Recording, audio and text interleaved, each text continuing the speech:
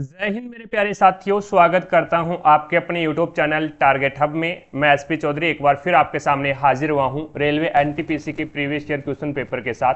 जैसा कि आप सभी को पता है, हमने 35 पेपर है वो सोल्व कर लिए हैं। अगर वो पीछे वाली क्लासें आपने नहीं देखी है तो इस क्लास के आई बटन या फिर डिस्क्रिप्शन बॉक्स में उसका लिंक मिल जाएगा, वहां से जाकर के आप पीछे वाली क्लासें देख सकते हैं, या फिर आप प्लेलिस्ट में जाओगे तो कंटिन्यू सभी क्लासें आपको देखने को मिलेगी। चलिए शुरू करते हैं आज का सेशन। और आज अपन इस क्लास में 25 जनवरी 2021 को जो 10:30 बजे पेपर हुआ था उस पेपर का इस क्लास में सॉल्यूशन करने वाले हैं। तो बने रहेगा हमारे साथ में। क्लास को लाइक करें भी, ज़्यादा से ज़्यादा शेयर करें अपने सभी दोस्तों के साथ में, और चैनल पर नए हैं तो चैनल को सब्सक्राइब करें, पास में लगे बेल आइकन को जरूर दबाएं ताकि अपन जैसे ही नेक्स्ट वीडियो लेके आए तो उसका नोटिफिकेशन सबसे पहले आपके पास पहुंचे और आप तुरंत उसका लाभ उठा सको। रही बात पीडीएफ की, तो पीडीएफ है वो आपको टारगेट हब एप्लीकेशन के ऊपर मिलेगी, और टारगेट हब एप्लीकेशन का लिंक मैंने आपको डिस्क्रिप्शन बॉक्स में दे दिया है, तो वहां से जाकर के आप टारगेट हब एप्लीकेशन को डाउनलोड कर लें। और प्रत्येक क्लास की पीडीएफ है वो आपको इसी ऐप के माध्यम से मिलेगी। 3-4 दिन के अंदर है वो आपकी एनटीपीसी की टेस्ट सीरीज भी आने वाली है। तो एनटीपीसी के 135 पारियों के अंदर पेपर हुए हैं भी सीबीटी 1 में, तो टेस्ट सीरीज के अंदर भी आपको क्या है 135 के 135 टेस्ट मिलेंगे। तो ये जल्द ही 3-4 दिन के अंदर है वो आपके तैयार हो जाएगी, फिर 1 बाई 1 उसके अंदर है वो टेस्ट है वो जोड़ दिए जाएंगे। तो आप टारगेट हब एप्लीकेशन को डाउनलोड कर लें। एनटीपीसी की और ग्रुप डी की और एसएससी जीडी की सभी की पीडीएफ है वो आपको इसी ऐप के माध्यम से मिलेगी। चलिए शुरू करते हैं आज का सेशन। और पहला क्वेश्चन देखो भी आपके सामने है, मैथ का क्वेश्चन है। अब इसके अंदर आपको बोला गया है भी एक कारखाना है और इस कारखाने का उत्पादन है वो 2 वर्ष में 6600 टन से बढ़कर के 7986 टन हो जाता है। तो यदि वर्दी की गणना वार्षिक चक्रवर्ती आधार पर की जाती है तो यहां पे आपको बताना है वर्दी की दर ज्ञात करनी है। तो इसके अंदर देखो भी कहने का मतलब ये है भी, ये मान लो भी ये क्या है 6600 रुपए कोई रुपए थे उधार दिए गए थे, और वो 2 वर्ष में बढ़ करके कितने हो गए 7986 हो गए। कहने का मतलब ये आपका एक प्रकार से प्रिंसिपल हो गया और ये आपका एक प्रकार से मिश्रधन हो गया, अमाउंट हो गया, मिश्रधन हो गया। अब यहां पे टाइम कितना है 2 वर्ष है, तो मैंने आपको बताया था भी जब टाइम 2 वर्ष दिया गया है तो क्या करना है आपको, ये जो संख्याएं दी गई है ये संख्याएं किसी न किसी संख्या की क्या है सुकेर है। तो यहां पे 7986 अपॉन में क्या लिखोगे, ऊपर लिखोगे अमाउंट जो कि मिश्रधन और नीचे लिखोगे प्रिंसिपल जो कि आपका होता है मूलधन।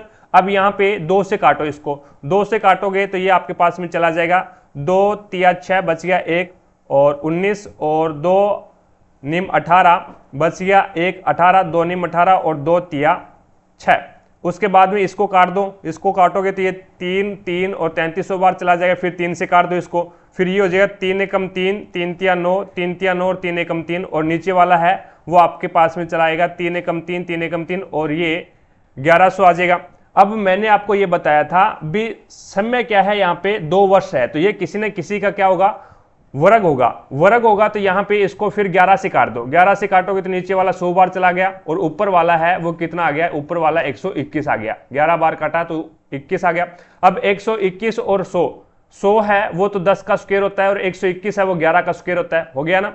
अब वर्दी दर बतानी है, यानी अपने पास में कोई धनराशि थी वो क्या थी 10 रुपए थी और 10 रुपए से बढ़कर क्या हो गया 11 रुपए हो गया। तो कहने का मतलब एक की वर्दी होगी और वर्दी हुई कितने के ऊपर, तो 10 के ऊपर हुई, और इनटू आपको क्या करना है 100। तो 0 से 0 कैंसिल कर दो, 10 एकम 10, तो यहाँ पे 10% आपकी क्या आ जाएगी रेट आ जाएगी। 1 नंबर ऑप्शन आपका बिल्कुल राइट हो जाएगा।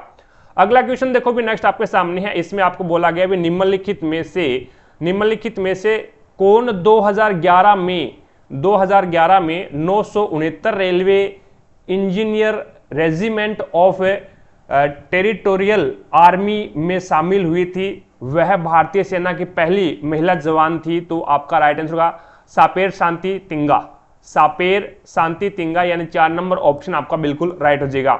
अगला क्वेश्चन देखो भी उस समचतुर्भुज का क्षेत्रफल आपको ज्ञात करना है जिसकी भुजा की लंबाई 17 सेंटीमीटर है और आपको एक विकर्ण की लंबाई है वो 16 सेंटीमीटर दे रखी है।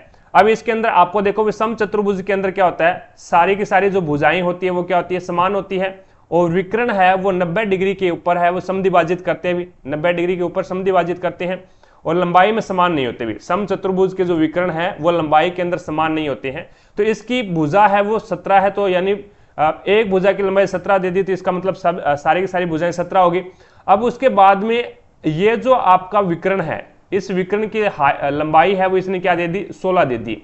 और यहाँ पे मैंने क्या है, दूसरा विकर्ण ये खींच दिया और इसकी लंबाई मैंने क्या मान ली, x मान ली भी। अब ये क्या करते हैं, ये समकोण के ऊपर समद्विभाजित करते हैं, समकोण के ऊपर समद्विभाजित करते हैं, तो इसका मतलब क्या हो गया भाई, 8 सेंटीमीटर यहाँ पे है और 8 सेंटीमीटर ये बच गया। अब ये पूरा क्या है, x है, ये पूरा x है, तो इसका मतलब क्या हो गया, ये बच गया x/2 और ये हो गया x/2। अब ये भुजा कितनी है, 17 है, तो यहाँ पे पाइथागोरस प्रमेय लगा दो भाई। पाइथागोरस प्रमेय लगाओगे तो ये हो जाएगा कर्ण की स्क्वायर बराबर में आधार यानी बेस की स्क्वायर प्लस में और लंब की स्क्वायर, ये हो जाएगा कर्ण की स्क्वायर यानी कर्ण यहाँ पे कितना है अभी 90 डिग्री यहाँ पे बन रहा है, 90 डिग्री यहाँ पे बन रहा है, तो इसके सामने भुजा है वो कर्ण हो गई, यानी 17 की स्क्वायर 289 और बराबर में बेस x/2 की स्क्वायर और प्लस में लंब यहाँ पे कितना हो जाएगा 8 यानी ये हो जाएगा 64। तो इसके बाद में ये 64 प्लस का है, इधर जाएगा तो माइनस का हो जाएगा, तो 289 में से 64 माइनस करोगे तो ये 5 और यहाँ पे बच गया 8 में से 6 जाएगा तो 2 बचेगा और ये हो जाएगा 225। कितना आ जाएगा भाई, 225 आ जाएगा। तो ये आपके पास में आ गया 225 बराबर में x की स्क्वायर अपॉन में क्या आ गया, 4 आ गया। अब देखो भाई ये जो 4 है वो यहाँ पे तो क्या है, भाग में है और इधर जाएगा तो गुणा में चला जाएगा, तो ये आपका हो जाएगा 225 × 4 और बराबर x की स्क्वायर, स्क्वायर यहाँ से हटाएंगे तो इसके ऊपर रूट लग जाएगा। 225 है वो 15 के रूप में 12 आ जाएगा और 4 है वो आपका 2 के रूप में 12 आ जाएगा। तो यहाँ पे x आपके पास में क्या आ गया, तो x आपके पास में 30 आ गया, x है वो आपके पास में 30 आ गया। अब समचतुर्भुज का क्षेत्रफल क्या होता है, आपको क्या है क्षेत्रफल ज्ञात करना है, तो समचतुर्भुज का क्षेत्रफल होता है 1/2 विकर्णों का गुणनफल, 1/2 विकर्णों का गुणनफल। तो यहाँ पे विकर्ण कितने हैं, एक तो अभी अपन ने निकाला है 30 और एक क्या है 16 था जो कि आपको दे रखा है क्वेश्चन के अंदर, तो 2 एकम 2, 2 8 16 और 8 3 24, तो कितना आ जाएगा 240 सेंटीमीटर स्क्वायर आ जाएगा, जो कि 4 नंबर ऑप्शन आपका बिल्कुल राइट हो जाएगा। आगे देखो भी नेक्स्ट आपके सामने है कामत, नमचा, बरवा, गुरला, मंदाता निम्न में से किससे संबंधित है, तो ये हिमालय की पर्वत चोटियों के नाम है भी, हिमालय की पर्वत चोटियों के नाम है, 4 नंबर ऑप्शन आपका बिल्कुल राइट हो जाएगा। अगला क्वेश्चन देखो भी नेक्स्ट आपके सामने है कैलाश सत्यार्थी किसके संस्थापक थे, तो बचपन बचाओ आंदोलन के संस्थापक कौन है, तो कैलाश सत्यार्थी हैं, 1 नंबर ऑप्शन आपका बिल्कुल राइट हो जाएगा। अगला क्वेश्चन देखो भी नेक्स्ट आपके सामने है, अब इसके अंदर देखो भी 32 ये कर रहा है, 32 × 34 बराबर में ये क्या कर रहा है 96 कर रहा है। अब यहाँ पे अगर अपन एक तरीके से देखें तो ये आपके पास में 3 का 3 के साथ में गुणा करवा दिया, तो 3 का 3 के साथ में गुणा करवा दिया, तो ये कितना हो गया, यहाँ पे पहले यानी इसमें क्या है पहला यूनिट और यहाँ पे भी पहला यूनिट आपस में गुणा करवा दिया तो 9 आ गया, और फिर 2 और 4 को क्या कर दिया जोड़ दिया, तो जोड़ दिया तो ये क्या आ गया 4 2 6 हो गया। इसी प्रकार से 25 × 14 है। अब देखो भी यहाँ से 2 और 1 का क्या करवा दिया मल्टीप्लाई करवाएगा, तो 2 एकम 2 2 आ जाएगा, फिर 5 और 4 का आपस में क्या करेगा जोड़ करेगा, तो यहाँ पे 5 और 4 9 यानी 29 आ गया। इसी प्रकार से 18 × 51 कर रहा है ये, तो 1 और 5 को 1 और 5 का आपस में क्या करेगा मल्टीप्लाई, तो 5 से कम 5 और 8 और 1 का आपस में मल्टीप्लाई जोड़ेगा 8 और 1 9, तो यहाँ पे आ जाएगा 59, जो कि आपका राइट आंसर क्या होगा 4 नंबर ऑप्शन बिल्कुल राइट हो जाएगा। अगला क्वेश्चन देखो भी किसी अन्य कमरे में बात कर रहे लोगों की बातें हमें ध्वनि तरंगों के खालिस्तान के कारण सुनती है, तो वो विवर्तन के कारण सुनती है, भी विवर्तन के कारण सुनती है, यानी 2 नंबर ऑप्शन है वो आपका बिल्कुल राइट हो जाएगा। आगे देखो भी नेक्स्ट आपके सामने है निम्नलिखित में से क्या संयुक्त राष्ट्र का एक अंग नहीं है, तो राज्य परिषद है वो संयुक्त राष्ट्र के अंदर नहीं है भी, अंतरराष्ट्रीय न्यायालय संयुक्त राष्ट्र के अंदर होता है, महासभा भी होती है और सुरक्षा परिषद भी है वो आपके संयुक्त राष्ट्र के अंदर होता है, लेकिन राज्य परिषद नहीं होती। 4 नंबर ऑप्शन आपका बिल्कुल राइट हो जाएगा। अगला क्वेश्चन देखो भी नेक्स्ट आपके सामने है, अब इसके अकॉर्डिंग आपको यहाँ पे कौन सा समीकरण सही है कौन सा समीकरण सत्य है ये आपको बताना है। देखो भी यहाँ पे मैं यही उठाता हूँ 4 नंबर ऑप्शन, 4 नंबर ऑप्शन उठाऊंगा तो यहाँ पे आ जाएगा 15 और 15 इंटू यानी x का मान क्या है भी माइनस है, तो -4 ब्रैकेट बंद और उसके बाद में एंड का अर्थ क्या है, तो एंड का अर्थ है गुणा, तो गुणा 3 और एट द रेट का अर्थ है बराबर और यहाँ पे ब्रैकेट और फिर है 60 और डॉलर का मतलब क्या है भी डॉलर का मतलब है 2 और हैज का मतलब क्या है यहाँ पे, तो हैज का मतलब है +3।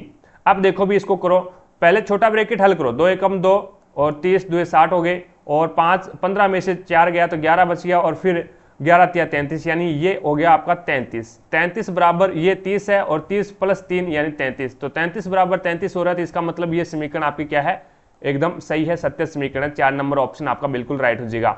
मौलाना अब्दुल कलाम आजाद ट्रॉफी की शुरुआत में की गई, यानी मौलाना अब्दुल कलाम आजाद जो ट्रॉफी थी उसकी शुरुआत कब की गई, और यह सभी भारतीय विश्वविद्यालयों में से खेलों के सर्वश्रेष्ठ प्रदर्शन करने वाले विश्वविद्यालय को प्रदान की जाती है। तो ये 1956-57 के अंदर है वो इसको शुरुआत की गई थी। 1 नंबर ऑप्शन है वो आपका बिल्कुल राइट हो जाएगा। अगले क्वेश्चन पे लेके चलता हूं। नेक्स्ट 11 नंबर क्वेश्चन देखो भी आपके सामने है, ऊष्मा संतुलन क्या है, यानी ऊष्मा का संतुलन क्या कहलाता है। तो ये होता है पृथ्वी द्वारा अवशोषित आपतित ऊष्मा और विकिरण के रूप में बाहर जाने वाली ऊष्मा के बीच संतुलन ही क्या कहलाता है, ऊष्मा संतुलन कहलाता है। कहने का मतलब ये है भी जैसे पृथ्वी द्वारा अवशोषित, यानी पृथ्वी है वो ऊष्मा का अवशोषण कर लेती है, खींच लेती है, भी बाहर से विकिरण सूर्य से जो तपत आती है, एक प्रकार से ये मान लो भी सूर्य से किरणें आ रही है तो हमारे वातावरण के अंदर है वो क्या है, ज्यादा गर्मी हो रही है। अब उसके द्वारा जितनी ज्यादा गर्मी हो रही है तो उन गर्मी को कम करने के लिए पृथ्वी क्या करती है भी, उन किरणों को क्या करती है, उस ऊष्मा को अपने अंदर है वो अवशोषित कर लेती है। अगर जितनी ऊष्मा सूर्य से मिल रही है और उतनी ही ऊष्मा है वो पृथ्वी उसका अवशोषण कर लेती है, तो ये क्या है, संतुलन हो गया। अब जो सूर्य है वो ज्यादा हीट दे रहा है और पृथ्वी है वो क्या है, कम उसका क्या कर रही है, अवशोषण कर रही है। तो इसका मतलब वातावरण में दिनों दिन क्या हो जाएगी, ऊष्मा के अंदर वृद्धि हो जाएगी। तो वो क्या है, संतुलन नहीं है। जितनी ऊष्मा मिले सूर्य से उतनी ही ऊष्मा है वो पृथ्वी अवशोषित कर ले, तो उसे ही क्या बोलते हैं, ऊष्मा संतुलन बोलते हैं। 3 नंबर ऑप्शन आपका बिल्कुल राइट हो जाएगा। पेशी तंत्र का कौन सा भाग है वो हड्डी को हड्डी से जोड़ता है, तो लिगामेंट जोड़ता है भी। लिगामेंट को अपन हिंदी में क्या बोलते हैं, तो अस्थि बंध बोलते हैं। अस्थि यानी हड्डी, हड्डी का जो बंध है, हड्डी का जो जोड़ है वो हड्डी को हड्डी से जोड़ने का कार्य करता है। 4 नंबर ऑप्शन आपका बिल्कुल राइट हो जाएगा। निम्नलिखित में से क्या सार्वजनिक क्षेत्र की एक इकाई नहीं है। सार्वजनिक क्षेत्र का मतलब होता है एक प्रकार से गवर्नमेंट।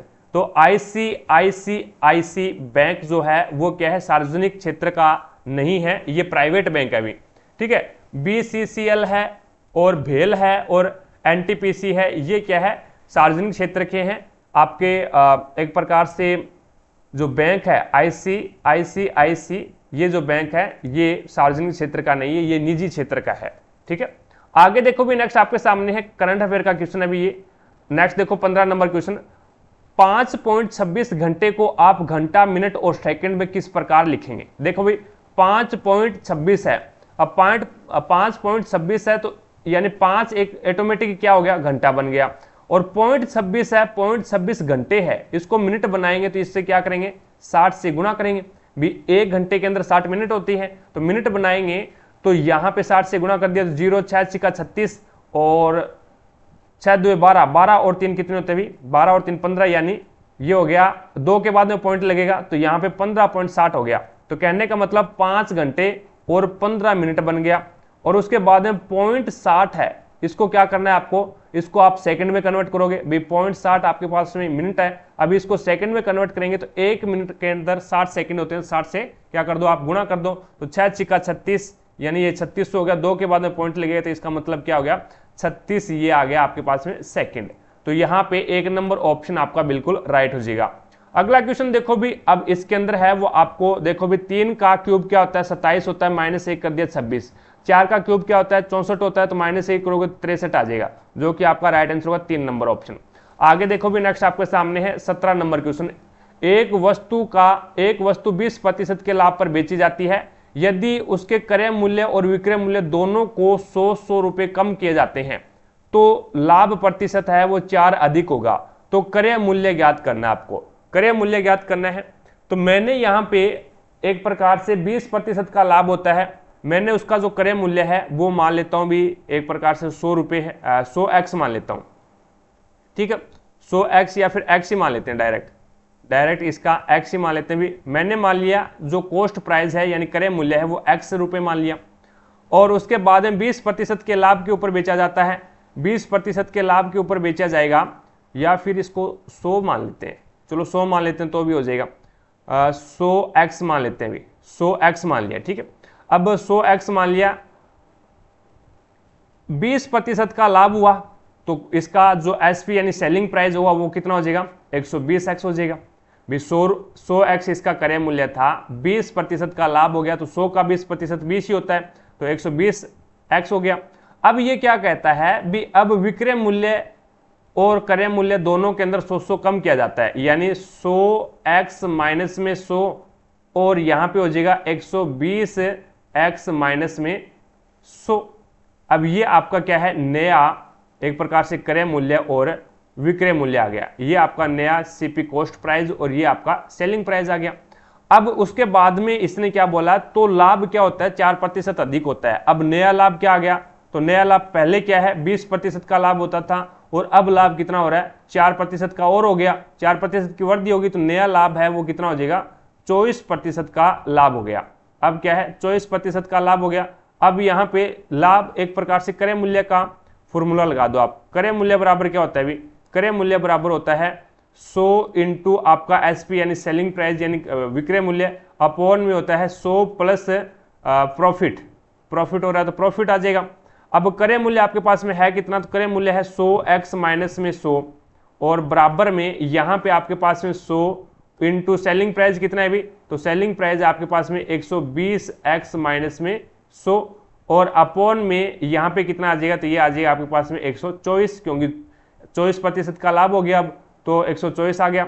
अब इसके अंदर इसके नीचे आप 1 मान लो, इसके नीचे है वो आप 1 मान लो, 1 मानोगे तो इसमें क्या कर दो वज्र गुणा कर दो, वज्र गुणा करोगे तो ये आपके पास में हो जाएगा 12400 और x माइनस में ये हो जाएगा 12400 और बराबर में इसका गुणा आपस में होगा तो ये हो जाएगा आपके पास में 12000, ये हो जाएगा 12000x माइनस में और ये हो जाएगा 10000, ठीक है।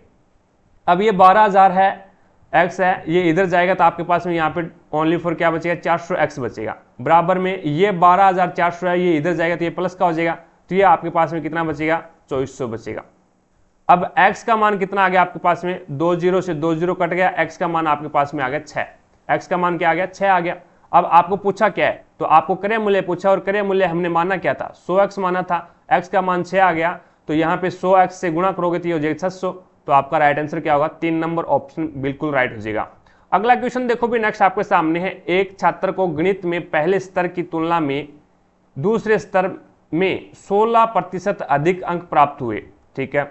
यदि दूसरे स्तर में उसका प्राप्तांक 87 है तो पहले स्तर में उसका प्राप्तांक ज्ञात करो। अब देखो भी 16% है, इसको फ्रैक्शन में चेंज करो, पहले आप फ्रैक्शन में चेंज करोगे तो ये हो जाएगा 16/100। अब इसको 4 से काटो, 4 चौके 16 और 25 चौका 100। कहने का मतलब है भी पहले स्तर में नीचे वाला होगा वो पहले वाली वैल्यू होगी भी, नीचे वाली वैल्यू यानी 25 क्या है, तो 25 है वो पहले स्तर का प्राप्तांक है, ये फर्स्ट स्तर का प्राप्तांक हो गया। अब क्या कह रहा है ये 16% अधिक अंक प्राप्त किए, तो इसका मतलब अधिक का मतलब यानी 4 की वृद्धि होगी, 4 की वृद्धि होगी तो दूसरे के अंदर है वो कितना प्राप्त करेगा, तो 25 प्लस में 4 यानी दूसरे स्तर के अंदर है वो 29% अंक प्राप्त करेगा। हमारे अनुसार 29% अंक प्राप्त किए, लेकिन वो क्या बोल रहा है 87 अंक प्राप्त किए, दूसरे स्तर में उसका प्राप्तांक 87 था, तो 29% का मान कितना आ गया 87 आ गया। तो 1% का मान कितना आ गया 29 से कम 29 और 29 या 87 होते हैं तो 1 का मान है वो 3 आ गया। आपको ज्ञात क्या करना है, तो आपको पहले स्तर का प्राप्तांक ज्ञात करना है, यानी 1% की वैल्यू 3 है और पहले स्तर का जो प्राप्तांक है वो क्या है 25% है, तो 25% के साथ में गुणा करो दो, 25 या 75, तो आपका राइट आंसर होगा 1 नंबर ऑप्शन। आगे देखो भी नेक्स्ट आपके सामने है, अब इन आंकड़ों को आपको क्या करना है माध्यिका ज्ञात करनी है, और अब यदि 30 को 120 में बदल दिया जाए तो नई माध्यिका ज्ञात करनी है। दोनों माध्यिकाओं का आपको क्या है माध्य ज्ञात करना। देखो कैसे करेंगे, पहले तो आप है वो इन आंकड़ों का माध्य ज्ञात करोगे, माध्यिका ज्ञात करोगे। माध्यिका ज्ञात करोगे तो सबसे पहले इन आंकड़ों को आपको आरोही क्रम में सेट करना पड़ेगा। कैसे, आरोही क्रम यानी छोटे से बड़ा क्रम सेट करो पहले। तो पहले आया 20, उसके बाद में 30 आ गया और उसके बाद में 40, फिर 50, 60 नहीं है, फिर 70, फिर 80 और 50 दो बार आया है अभी, तो यहाँ पे 50 आ जाएगा। उसके बाद में 80 और फिर 90, तो इसके अंदर 1 2 3 4 5 6 7 और 8, और 8 इसमें है क्या, 1 2 3 4 5 6 7 और 8 है। अब माध्यिका हमने सबसे पहले आंकड़ों को आरोही क्रम में सेट किया। अब मिड वैल्यू आपको देखनी है, मिड वैल्यू देखनी है तो यहाँ पे 8 आंकड़े हैं, 8 आंकड़े हैं, तो इसका मतलब 2 आपके आंकड़े हैं वो मिड वैल्यू आएगी। तो यहाँ पे आपकी मिड वैल्यू 3 इधर रह गए, 3 इधर रह गए, तो मिड वैल्यू है वो आपके पास में 50 + 50 आ गया, यानी जोड़ना है। अगर 2 वैल्यू आती है तो दोनों को जोड़ करके 2 का भाग लगा दो, वही आपकी क्या हो जाएगी, माध्यिका हो जाएगी। अगर एक ही वैल्यू आती है तो वही आपकी माध्यिका है, फिर जोड़ने घटाने का कोई जरूरत नहीं है। अब इसने क्या बोल दिया, अब इसने बोल दिया जो आपकी 30 है ना, ये जो आपकी 30 जो संख्या थी, आंकड़ा था, उसको क्या है 120 में कन्वर्ट कर दिया।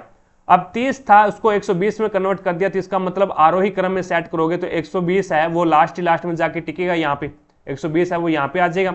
अब पहले वाली कंडीशन में आपका क्या है, माध्यिका 50 आया। अब दूसरी वाली कंडीशन में देखोगे तो अब आपका क्या है, यहां से 30 है वो गायब है, अभी 30 यहां से गायब है, तो ये 20 40 और ये आपके 3 इधर आ गई संख्या और 3 ही आपकी इधर आ गई संख्या। अब मिड वैल्यू क्या आ गई, तो मिड वैल्यू एक तो 50 प्लस में 70 आ गई, तो 50 प्लस में 70 यानी 2 का भाग लगाओगे तो ये 120, और 120 में 2 का भाग लगाओगे तो 60 आ जाएगा।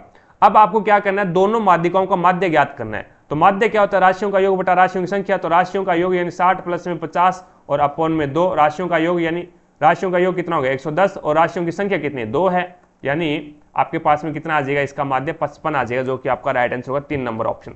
आगे देखो भी, नेक्स्ट आपके सामने है अंतरराष्ट्रीय श्रम संगठन, जिसे शॉर्ट में ILO बोलते हैं, का मुख्यालय कहाँ स्थित है, तो जिनेवा स्विट्जरलैंड के अंदर है। 1 नंबर ऑप्शन आपका बिल्कुल राइट आंसर हो जाएगा। अगला क्वेश्चन देखो भी, 24वें जैन तीर्थकर का नाम क्या है, महावीर हो जाएगा, जो कि आपका राइट आंसर होगा 4 नंबर ऑप्शन। और इसका प्रतीक क्या है, सिंह है, शेर है भी इसका प्रतीक, ठीक है। और पहले यानी जैन धर्म के प्रथम तीर्थकर का नाम क्या है, ऋषभदेव है, और उनका प्रतीक क्या है, तो उनका प्रतीक है सांड। It's okay. आगे देखो भी, नेक्स्ट आपके सामने है कोलेरू झील कहां पे है, तो कोलेरू झील है वो आंध्र प्रदेश के अंदर है। 2 नंबर ऑप्शन आपका बिल्कुल राइट हो जाएगा। आगे देखो भी, नेक्स्ट आपके सामने है 23 नंबर क्वेश्चन।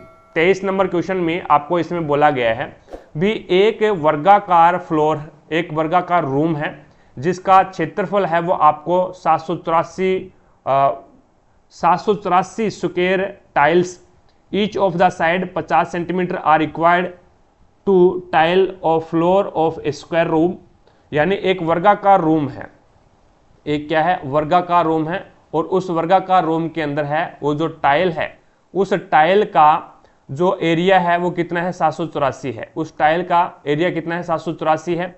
और find the length of the side of the room, room की आपको क्या है लेंथ ज्ञात करनी है। 784 है वो स्क्वायर है, स्क्वायर टाइल्स, यानी प्रत्येक टाइल का क्या है 784, यानी 784 इसके अंदर प्रत्येक टाइल का क्षेत्रफल दे दिया, और प्रत्येक टाइल की जो लेंथ है वो कितनी दे दी 50 सेंटीमीटर दे दी, प्रत्येक टाइल की 50 सेंटीमीटर दे दी।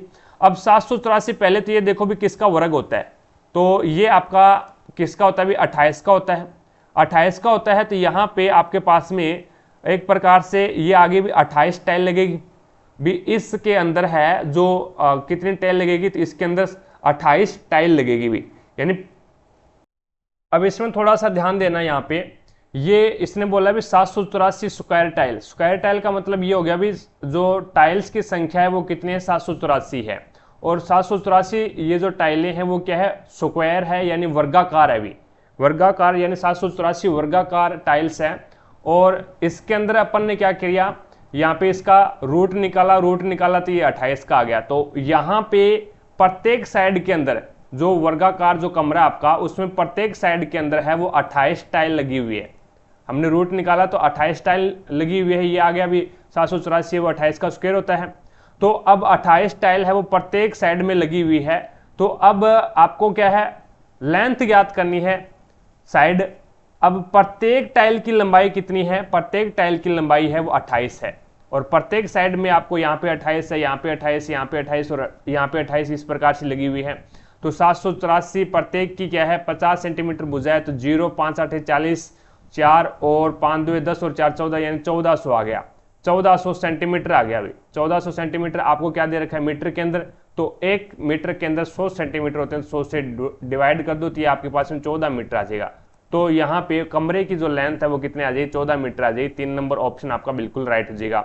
अगला क्वेश्चन देखो भी, के अंतर्गत भूकंपों का अध्ययन किया जाता है, तो भूकंप का अध्ययन है वो सिस्मोलॉजी के अंदर किया जाता है भी, तो 2 नंबर ऑप्शन आपका बिल्कुल राइट हो जाएगा। अगला क्वेश्चन देखो भी नेक्स्ट आपके सामने है, किसी निश्चित धनराशि पर साधारण ब्याज की दर में 3% की वृद्धि होने पर प्राप्त होने वाले साधारण ब्याज 240 रुपए की वृद्धि हो जाती है, तो निवेश की गई धनराशि ज्ञात करना है। अब देखो भी जैसे ही 3% की वृद्धि हुई तो ब्याज के अंदर भी 240 रुपए की वृद्धि होगी, तो कहने का मतलब है भी 3% जब दर होगी तो उसका ब्याज कितना आएगा, 240 ही आएगा।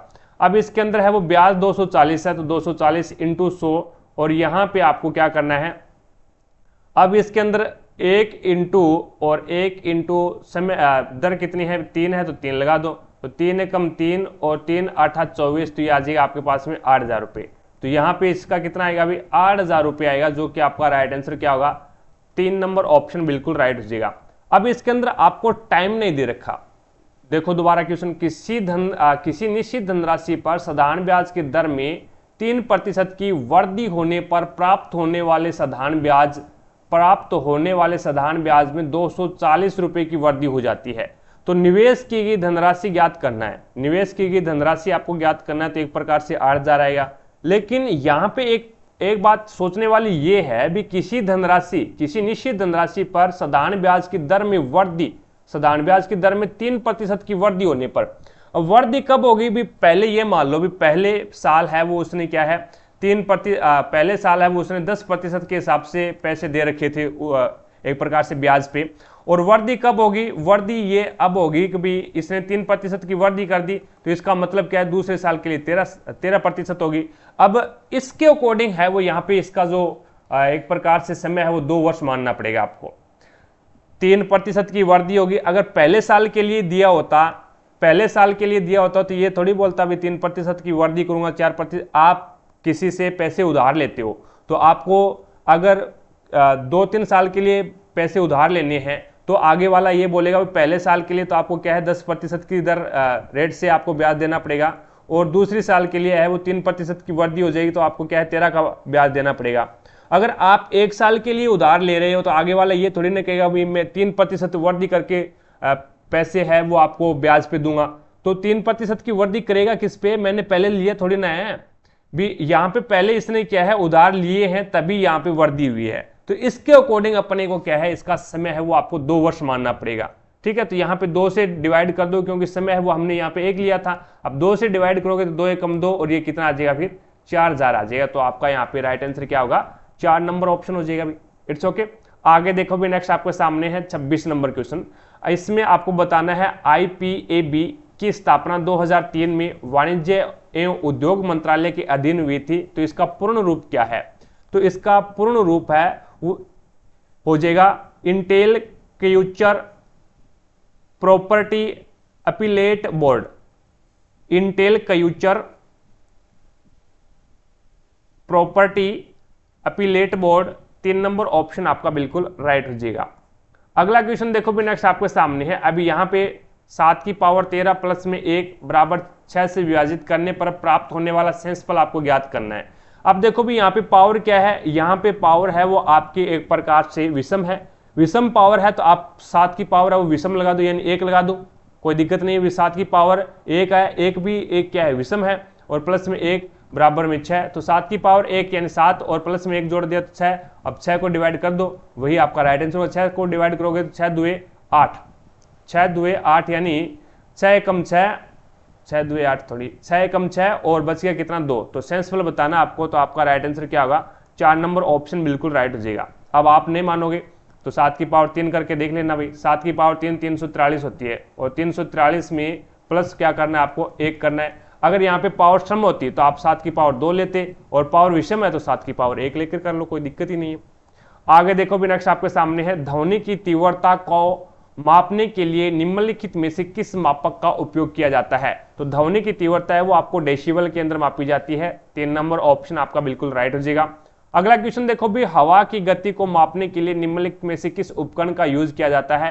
तो एनीमोमीटर में हवा की गति को मापा जाता है, हाइग्रोमीटर में आर्द्रता मापी जाती है। हाइग्रोमीटर होता है उसमें आर्द्रता मापी जाती है, और एमीटर एक प्रकार से एमीटर है, इसमें विद्युत धारा मापी जाती है। एमीटर के अंदर है वो विद्युत धारा मापी जाती है, और ये आपका श्रेणी क्रम के अंदर लगा होता है। श्रेणी क्रम के अंदर लगा होता है। हाइग्रोमीटर से आर्द्रता और एनीमोमीटर से है वो हवा की गति मापी जाती है। अगला क्वेश्चन देखो भी, राहुल की आयु शशि से अधिक है। तो राहुल की आयु है वो शशि से अधिक है, तो शशि से ऊपर आ जाएगा। लेकिन कविता जितनी नहीं है तो कविता की फिर राहुल से ज्यादा है। कविता की आयु शशि और अशोक दोनों से अधिक है। तो शशि और अशोक दोनों से अधिक किसकी है? कविता की आयु है, तो के से कविता आ गया। उसके बाद में अशोक की आयु शशि से कम है। अशोक की जो आयु है वो शशि से कम है, तो अशोक है वो यहाँ पे शशि के नीचे आ जाएगा भी, ये लो नीचे आ गया। और लेकिन मोनिका से अधिक है, लेकिन क्या है मोनिका से अधिक है, तो मोनिका यहाँ पे आ जाएगी अशोक से नीचे। तो उनमें से सबसे छोटा कौन है? तो मोनिका होगी। तो आपका राइट आंसर क्या होगा? 1 नंबर ऑप्शन बिल्कुल राइट हो जाएगा। अगला क्वेश्चन देखो भी, पुरुषों के एक समूह में 10 दिन में एक कार्य पूरा करने का निर्णय लेता है। पुरुषों का एक समूह है, अब आपको पता नहीं भी पुरुष कितने हैं, लेकिन पुरुषों का एक समूह है वो किसी कार्य को 10 दिन में पूरा करने का निर्णय लेता है, लेकिन उसमें से 5 अनुपस्थित रहते हैं। 5 पुरुष है वो अनुपस्थित रहते हैं। यदि समूह में शेष जो सदस्य है उन सदस्यों ने कार्य को 12 दिन में पूरा कर दिया, तो पुरुषों की मूल संख्या कितनी है वो आपको बतानी है। वो मैं मान लेता हूं x। ठीक है, अब यहाँ पे x इंटू 10 यानी टोटल व्यक्ति थे x और उन्होंने 10 दिन के अंदर कार्य कर दिया। मैंने मान लिया भी एक व्यक्ति एक दिन के अंदर कार्य करता है, एक व्यक्ति एक दिन में एक कार्य करता है। तो टोटल व्यक्ति x थे, तो एक दिन के अंदर x कार्य होगा, और 10 दिन के अंदर कार्य करते हैं तो टोटल कार्य है वो 10x हो गया। बराबर में उसी कार्य को यहाँ पे व्यक्ति कितने हैं? x minus 5। पहले x थे और आप क्या है 5 अनुपस्थित हो गए यानी एब्सेंट हो गए, तभी वो कार्य है वो कितने दिन में पूरा हो गया? 12 दिन में पूरा हो गया। अब ये हो जाएगा आपके पास में 12x माइनस में 12 5 60, और ये हो जाएगा आपके पास में 10x। अब 10x को इधर भेज दो तो ये आप बचेगा 2x, और ये आपका 60 प्लस का हो जाएगा, बराबर से दूसरी साइड में जाएगा तो x बराबर में ये कितना हो जाएगा? 30। तो आपका राइट आंसर क्या होगा? तो पुरुषों की संख्या मानी थी x आपने, तो आपका राइट आंसर होगा 1 नंबर ऑप्शन। आगे देखो भी, नेक्स्ट आपके सामने है, यदि एक धनात्मक संख्या n को 5 से विभाजित करने पर शेषफल 3 प्राप्त होता है, तो n का इकाई अंक क्या हो सकता है? n का इकाई अंक क्या हो सकता है? याद रखना भी, n का कोई भी संख्या है, उस संख्या का अगर इकाई अंक 0 और 5 है, 0 या फिर 5 है, तो वो संख्या है वो 5 से डिवाइड होगी और उसमें शेषफल क्या बचेगा? 0 बचेगा। लेकिन यहाँ पे ध्यान देने वाली बात ये है भी, इसने क्या है शेषफल 3 बचा रखा है, शेषफल है वो 3 बचा रखा है, तो इसका मतलब ये तो ऑप्शन नहीं होगा और ये भी ऑप्शन नहीं होगा, क्योंकि इसने 0 अथवा 2 दे रखा है। 0 अथवा 2 दे रखा है, तो यहाँ पे 0 तो हो ही नहीं सकता। और यहाँ पे देखो भी 1 अथवा 5 दे रखा है, तो 5 तो हो ही नहीं सकता, क्योंकि 5 से तो 5 विभाजित हो जाएगा, तो शेषफल 0 बचेगा। तो यहाँ पे आपके पास में ऑप्शन 1 ही बचा है, ऑप्शन 1 बचा है। तो यहाँ पे इकाई अंक देख लो भी, यानी इकाई अंक अगर मैं संख्या लेता हूँ 13 के अंदर है वो 5 का भाग दूंगा तो 5 2 10 बच गया कितना? 3 शेषफल आ रहा है। इसी प्रकार से इकाई अंक अगर मैं 18 संख्या लेता हूं तो इसका इकाई अंक 8 है, तो यहाँ पे आपको 5 से डिवाइड करें 5 या 15 तो कितना बचेगा? 3 बचेगा। तो यहाँ पे आपका राइट आंसर क्या होगा? 3 नंबर ऑप्शन है वो आपका बिल्कुल राइट हो जाएगा। आगे देखो भी, नेक्स्ट आपके सामने है, 2019 में निम्नलिखित में से किसे भारत रत्न से सम्मानित किया गया था? तो नानाजी देशमुख को। 3 नंबर ऑप्शन है वो आपका बिल्कुल राइट हो जाएगा। अगला क्वेश्चन देखो भी, एक आपकी जानकारी के लिए मैं बता दूं, अगर किसी भी दोस्त को क्लास की पीडीएफ चाहिए तो आपको टारगेट हब एप्लीकेशन डाउनलोड करनी पड़ेगी। लिंक डिस्क्रिप्शन बॉक्स में मिल जाएगा, वहां से जाकर के टारगेट हब एप्लीकेशन को डाउनलोड कर लें, इंस्टॉल कर लें और 5 स्टार रेटिंग दीजिएगा। प्रत्येक क्लास की पीडीएफ है वो आपको इसी एप्लीकेशन के माध्यम से उपलब्ध होगी। ग्रुप डी के सारे पीडीएफ अब आपको यहीं पे मिलेगी, एनटीपीसी की सारी पीडीएफ आपको यहीं पे मिलेगी, और एसएससी जीडी की सभी पीडीएफ है वो आपको टारगेट हब एप्लीकेशन के ऊपर मिलेगी। और जल्द ही 3-4 दिन के अंदर है वो एनटीपीसी के CBT 1 में प्रीवियस ईयर के 135 पेपर हुए हैं, तो आपको टेस्ट सीरीज के अंदर है वो ये 135 पेपर आपको देखने को मिलेंगे। जल्द ही टेस्ट सीरीज लॉन्च होने वाली 3 या 4 दिन के अंदर है वो आपकी टेस्ट सीरीज है वो आ जाएगी एप्लीकेशन के ऊपर। तो आप अभी इंस्टॉल कर लें और 5 स्टार रेटिंग दीजिएगा ताकि हमारा भी मोटिवेशन बना रहे और हम आपके लिए अच्छे से अच्छा कंटेंट प्रोवाइड करवाएं। अब देखो भाई 34 नंबर क्वेश्चन आपके सामने है, राष्ट्रीय मानवाधिकार आयोग का अध्यक्ष कौन होता है? तो भारत के सेवानिवृत्त मुख्य न्यायाधीश है, भारत के जो सेवानिवृत्त मुख्य न्यायाधीश है वो राष्ट्रीय मानवाधिकार आयोग का अध्यक्ष होता है, चेयरमैन होता है। 3 नंबर ऑप्शन आपका बिल्कुल राइट हो जाएगा। 35 नंबर क्वेश्चन देखो भी आपके सामने है, एक घन की प्रत्येक भुजा 50% की वृद्धि की जाती है तो उसके पृष्ठीय क्षेत्रफल में होने वाले प्रतिशत वृद्धि ज्ञात करनी है। भी मैंने पहले मान लिया भी 100 थी उसकी भुजा कितनी थी? 100 थी। अब 50% की वृद्धि होगी तो कितनी होगी? 150 होगी। अब यहाँ इसके अकॉर्डिंग अगर अपन देखें तो घन का क्षेत्रफल क्या होता है? तो 6 गुना भुजा होता है, 6 गुना भुजा होता है। तो यहाँ पे भी क्या होगा? 6 गुना भुजा होगा, 6 गुना भुजा हो जाएगा। अब ये कितना हो गया? तो ये आपके पास में 600 हो गया और ये 6 गुना भुजा करोगे तो ये आपके पास में कितना हो गया? 900 हो जाएगा भी। 15 सिक्का 90, 900 हो जाएगा। अब देखो भी पहले इसका क्षेत्रफल क्या था? 600 और अब इसका क्षेत्रफल है वो 900 हो गया। तो कहने का मतलब कितने की वृद्धि हुई? तो वृद्धि होगी 300 की।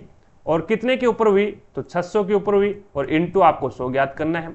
तो 0 से 0 कैंसिल हो जाएगा और ये आपके पास में ये गलत कर दिया भी अपन ने, यानी घन की प्रत्येक भुजा 6 गुना भुजा स्क्वायर होता है। अभी घन का जो क्षेत्रफल होता है ना, क्षेत्रफल होता है वो 6 गुना भुजा स्क्वायर होता है। सॉरी भाई, 6 गुना भुजा स्क्वायर करो आप तभी आंसर आएगा। 6 गुना भुजा कर दिया आपने।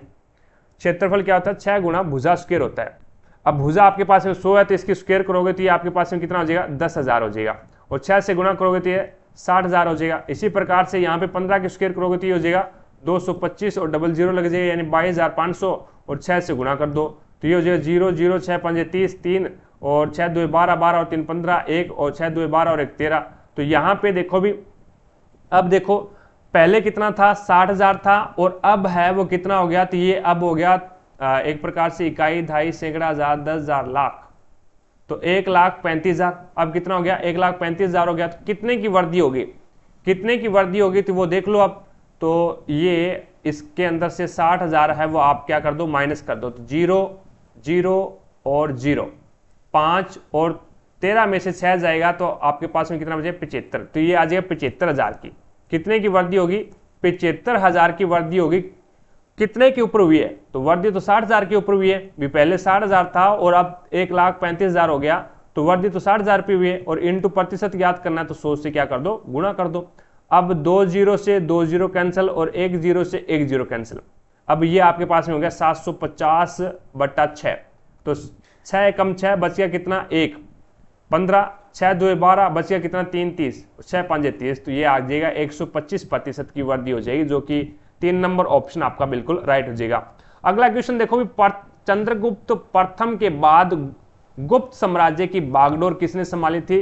तो समुद्रगुप्त ने, जिसे वीणा वादक बोलते हैं भी, यानी वीणा बजाते थे भी, समुद्रगुप्त। तो 2 नंबर ऑप्शन है वो आपका राइट आंसर हो जाएगा। भारत का नेपोलियन किसे कहा जाता है? तो समुद्रगुप्त को कहा जाता है। अगला क्वेश्चन देखो भी नेक्स्ट आपके सामने है, 24 रुपए प्रति मीटर की दर से एक आयताकार मैदान के चारों ओर बाड़ लगाने की लागत है वो 1920 रुपए है। यदि इसकी लंबाई 23 मीटर है तो इसकी चौड़ाई आपको ज्ञात करनी है।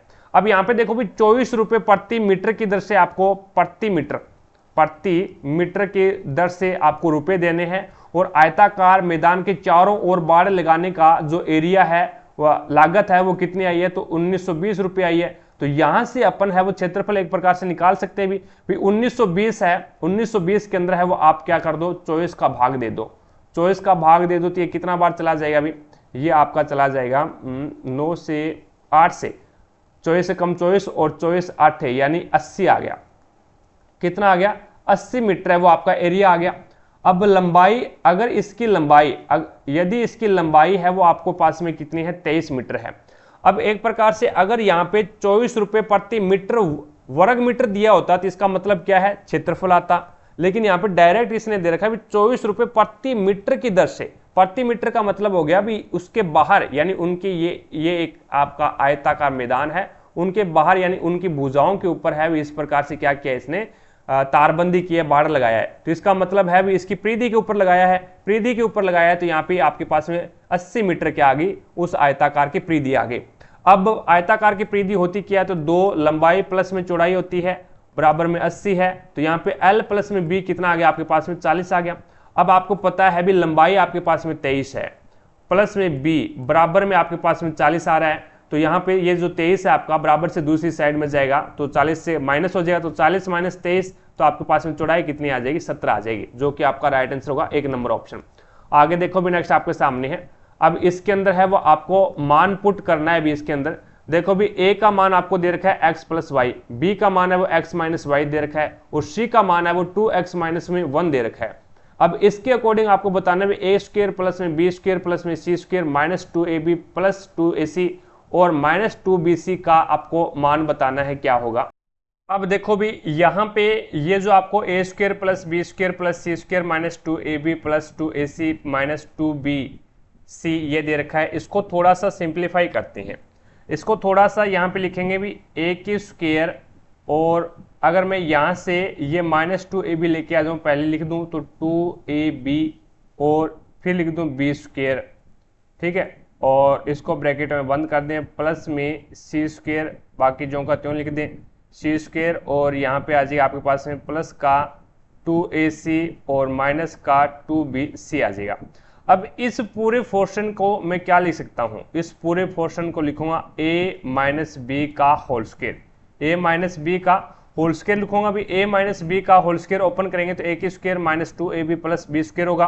तो यहाँ पे इसको लिख दूं मैं a माइनस बी का होल स्क्वायर और फिर आ जाएगा आपके पास में प्लस, और इस पूरे पोर्शन के अंदर है वो अपने पास में कॉमन क्या आ रहा है, तो यहाँ पे अपने पास में c कॉमन आ रहा है भी, क्योंकि सभी के अंदर है वो तीनों यूनिट के अंदर है वो आपके पास में c है तो c कॉमन आ गया और यहाँ पे बच गया c प्लस में 2a माइनस में 2b ये बच गया। अब मान रख दो इसके अंदर, मान रखोगे तो इसके अंदर है वो आपका a का मान क्या दे रखा है, तो a का मान है वो x प्लस वाई दे रखा है, तो x a का मान दे रखा है x प्लस में y, तो ये आ जाएगा आपके पास में x प्लस में y और उसके बाद में बीच में निशान आ जाएगा माइनस का, और b का मान कितना है यहाँ पे, b का मान है वो x माइनस वाई है, ये क्या है x और माइनस वाई है। अब ये ब्रैकेट के अंदर बंद करूंगा मैं, ब्रैकेट के अंदर बंद करूंगा तो ब्रैकेट जैसे ही खोलूंगा तो बाहर क्या है माइनस का है, माइनस का निशान है, जो माइनस का है वो तो प्लस का हो जाएगा, जो प्लस का है वो माइनस का हो जाएगा, तो ये क्या हो जाएगा प्लस का हो जाएगा भी आपका, और इसके ऊपर क्या है भी होल स्क्वायर है तो ये होल स्क्वायर लगा दी, प्लस में c का मान आपके पास में क्या है तो ये हो जाएगा 2x माइनस में 1, इसको ब्रैकेट में बंद करो, और c का मान है यहाँ पे 2x माइनस में 1 और उसके बाद में प्लस, अब a का मान आपके पास में क्या है x प्लस वाई है तो 2 से गुणा कर दो तो ये हो जाएगा 2x प्लस में 2y और माइनस में b का मान आपके पास में क्या है x माइनस वाई है, x माइनस वाई है तो x यहाँ पे क्या आ जाएगा माइनस का और y क्या आ जाएगा प्लस का हो जाएगा भी, ठीक है, और ये हो जाएगा 2x और 2y, ये क्या हो जाएगा क्योंकि 2b है ना यहाँ पे 2v है तो ये माइनस का निशान लग गया और यहाँ पे 2b है तो 2 से गुणा होगा, b का मान x माइनस वाई है तो ये जो 2x माइनस प्लस में 2y हो जाएगा। अब प्लस का क्यों हुआ y, क्योंकि प्लस पहले से है और प्लस यहाँ पे लगा हुआ है, तो सॉरी माइनस पहले से है और माइनस क्या है यहाँ पे लगा हुआ है तो माइनस माइनस क्या हो जाएगा प्लस हो जाएगा। अब इसको यहाँ पे देखो भी ये माइनस का x है और ये प्लस का x है, कैंसिल हो गया, y प्लस वाई यानी 2y का होल स्क्वायर है तो ये हो जाएगा 4y की स्क्वायर, प्लस में ये इनका आपस में गुणा करवा दो तो यहाँ से जो कट रहा है उसको काट दो तो ये 2x क्या है माइनस के हैं और ये 2x है वो प्लस के हैं, ये कैंसिल हो गए। उसके बाद में इसके अंदर है वो 2x माइनस 1 का इसके साथ में मल्टीप्लाई करवा दो या फिर पहले ये लिख दो भी 2x माइनस में 1 और जो अंदर जो कुछ भी बचा है उसको यहाँ पे क्या है भी 2y और ये क्या आ गया 2y और 2y कितने हो गए भी 4y हो गए, इसको लिखोगे 4y तो ये आ जाएगा आपके पास में 2x माइनस 1 और प्लस के 4y आ गया, प्लस का क्या आ गया भी 4y आ गया।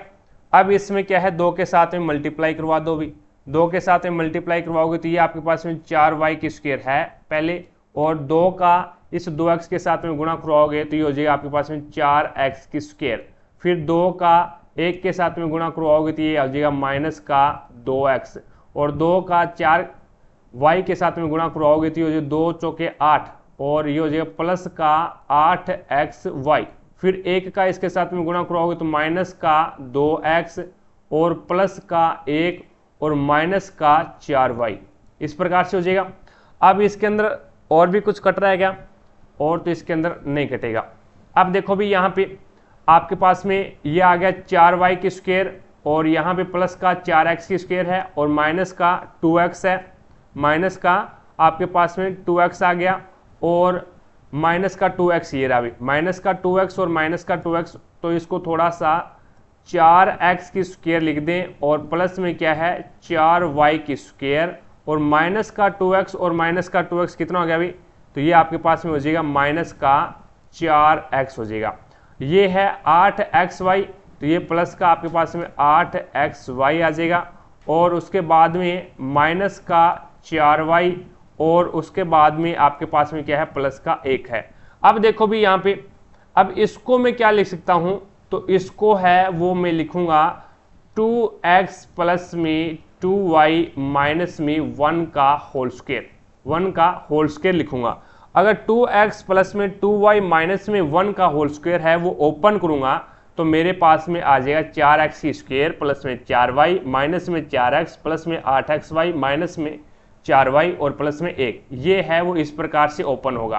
तो आपका राइट आंसर क्या हो जाएगा, यहाँ पे 3 नंबर ऑप्शन है वो बिल्कुल राइट हो जाएगा। इसका होल स्क्वायर है वो आप ओपन करके देख लेना भी, इट्स ओके, यही आएगा आपके पास में। आगे देखो भी नेक्स्ट आपके सामने है अगला क्वेश्चन। अब इसने बोला भी एक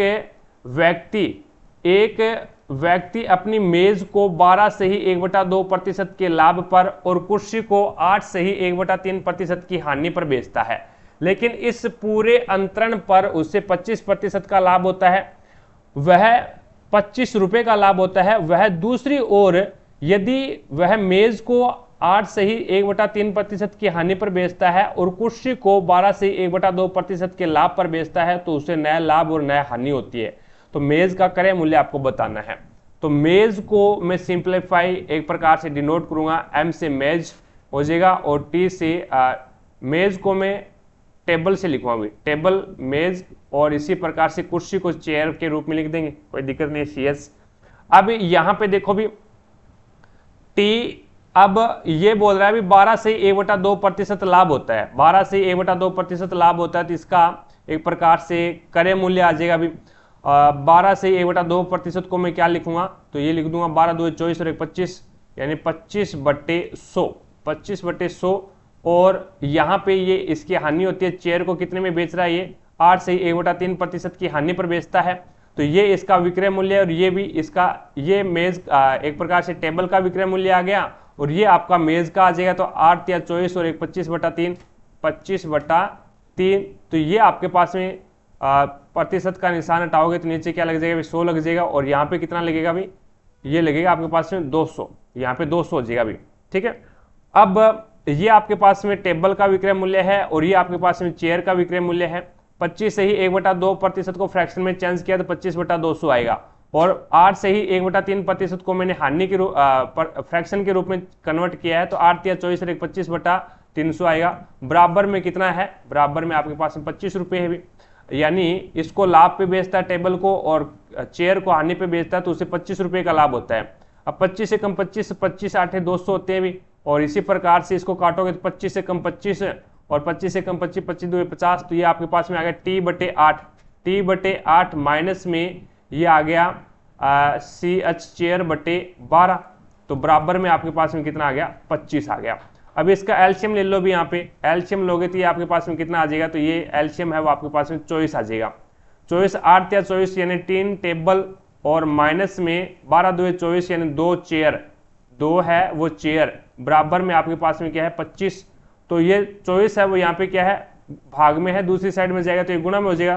तो 3 टेबल प्लस 3 टेबल माइनस में 2 चेयर, माइनस में 2 चेयर, बराबर में ये हो जाएगा 25 चौका 100 और 10 और 25 2 50 और 10 60 यानी 600 आ गया। ये समीकरण नंबर आपकी क्या होगी, 1 होगी। ये समीकरण नंबर 1 होगी। अब यही बात है वो दूसरी कंडीशन में ये बोल रहा है। दूसरी कंडीशन में ये क्या बोलता है भी, जो आपकी टेबल है उसको तो ये क्या करता है 8 से 1/3% पे हानि पे बेचता है। तो 8 से ही 1/3% की हानि को फ्रैक्शन में चेंज करेंगे तो ये आ जाएगा आपके पास में 25/300 और बराबर यहाँ पे कुर्सी को क्या करता है ये 12 से 1/2% की लाभ पर बेचता है। तो कुर्सी जो चेयर है वो उसका आ जाएगा 25/200 और ये क्या बोलता है नया लाभ और नया हानि होती है यानी बराबर रहता है सिस्टम। नया लाभ और नया हानि होती है तो सिस्टम क्या रहता है, बराबर रहता है। तो अब इसके अंदर है वो आपके पास में 25 से कम 25, ये हो जाएगा 25 से कम 25, 25 8 200 और 25 से कम 25 और 12 बार इसको काटेंगे तो ये आपके पास में आ जाए T/12। T/12 बराबर में ये आ जाएगा आपके पास में चेयर/8। अब यहाँ से अपन है वो टेबल और चेयर का है वो एक प्रकार से रेशियो निकाल सकते हैं भी। रेशियो निकालेंगे तो आपका जो चेयर है वो बराबर से दूसरी साइड में आएगा तो ये आ जाएगा टेबल/चेयर आ जाएगा और ये जो 12 है वो बराबर से दूसरी साइड में चला जाएगा तो ये हो जाएगा 12/8। अब इसको थोड़ा सा और सिंप्लीफाई करेंगे तो सिंप्लीफाई करने पर अपने पास में आ गया 4 से काट दो 4 × 12 और 4 2 8 तो ये आपके पास में टेबल और चेयर का एक प्रकार से मूल्य का क्या आ गया, टेबल और चेयर के मूल्य का एक प्रकार से अनुपात आ गया आपके पास में। अब ये मान है वो आप है समीकरण नंबर 1 के अंदर रख दो भी।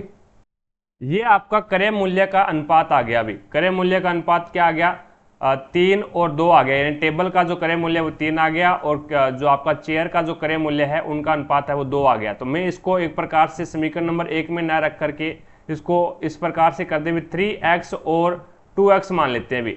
यानी मैंने जो अनुपात था उसके अकॉर्डिंग है वो टेबल और चेयर का जो क्रय मूल्य माना है वो 3x और 2x मान लिया।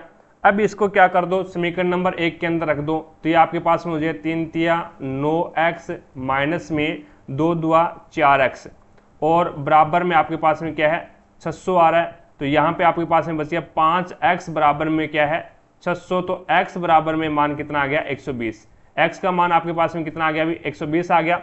अब x का मान 120 आ गया तो आपको यहाँ पे किसका भी मान पूछा है तो ये हो जाएगा 0 और ये आपके पास में 12 × 36 यानी 360 है वो टेबल का आ गया क्रय मूल्य और ये हो जाएगा 12 2 24 240 है वो आपका क्या आ गया मेज टेबल का और चेयर का।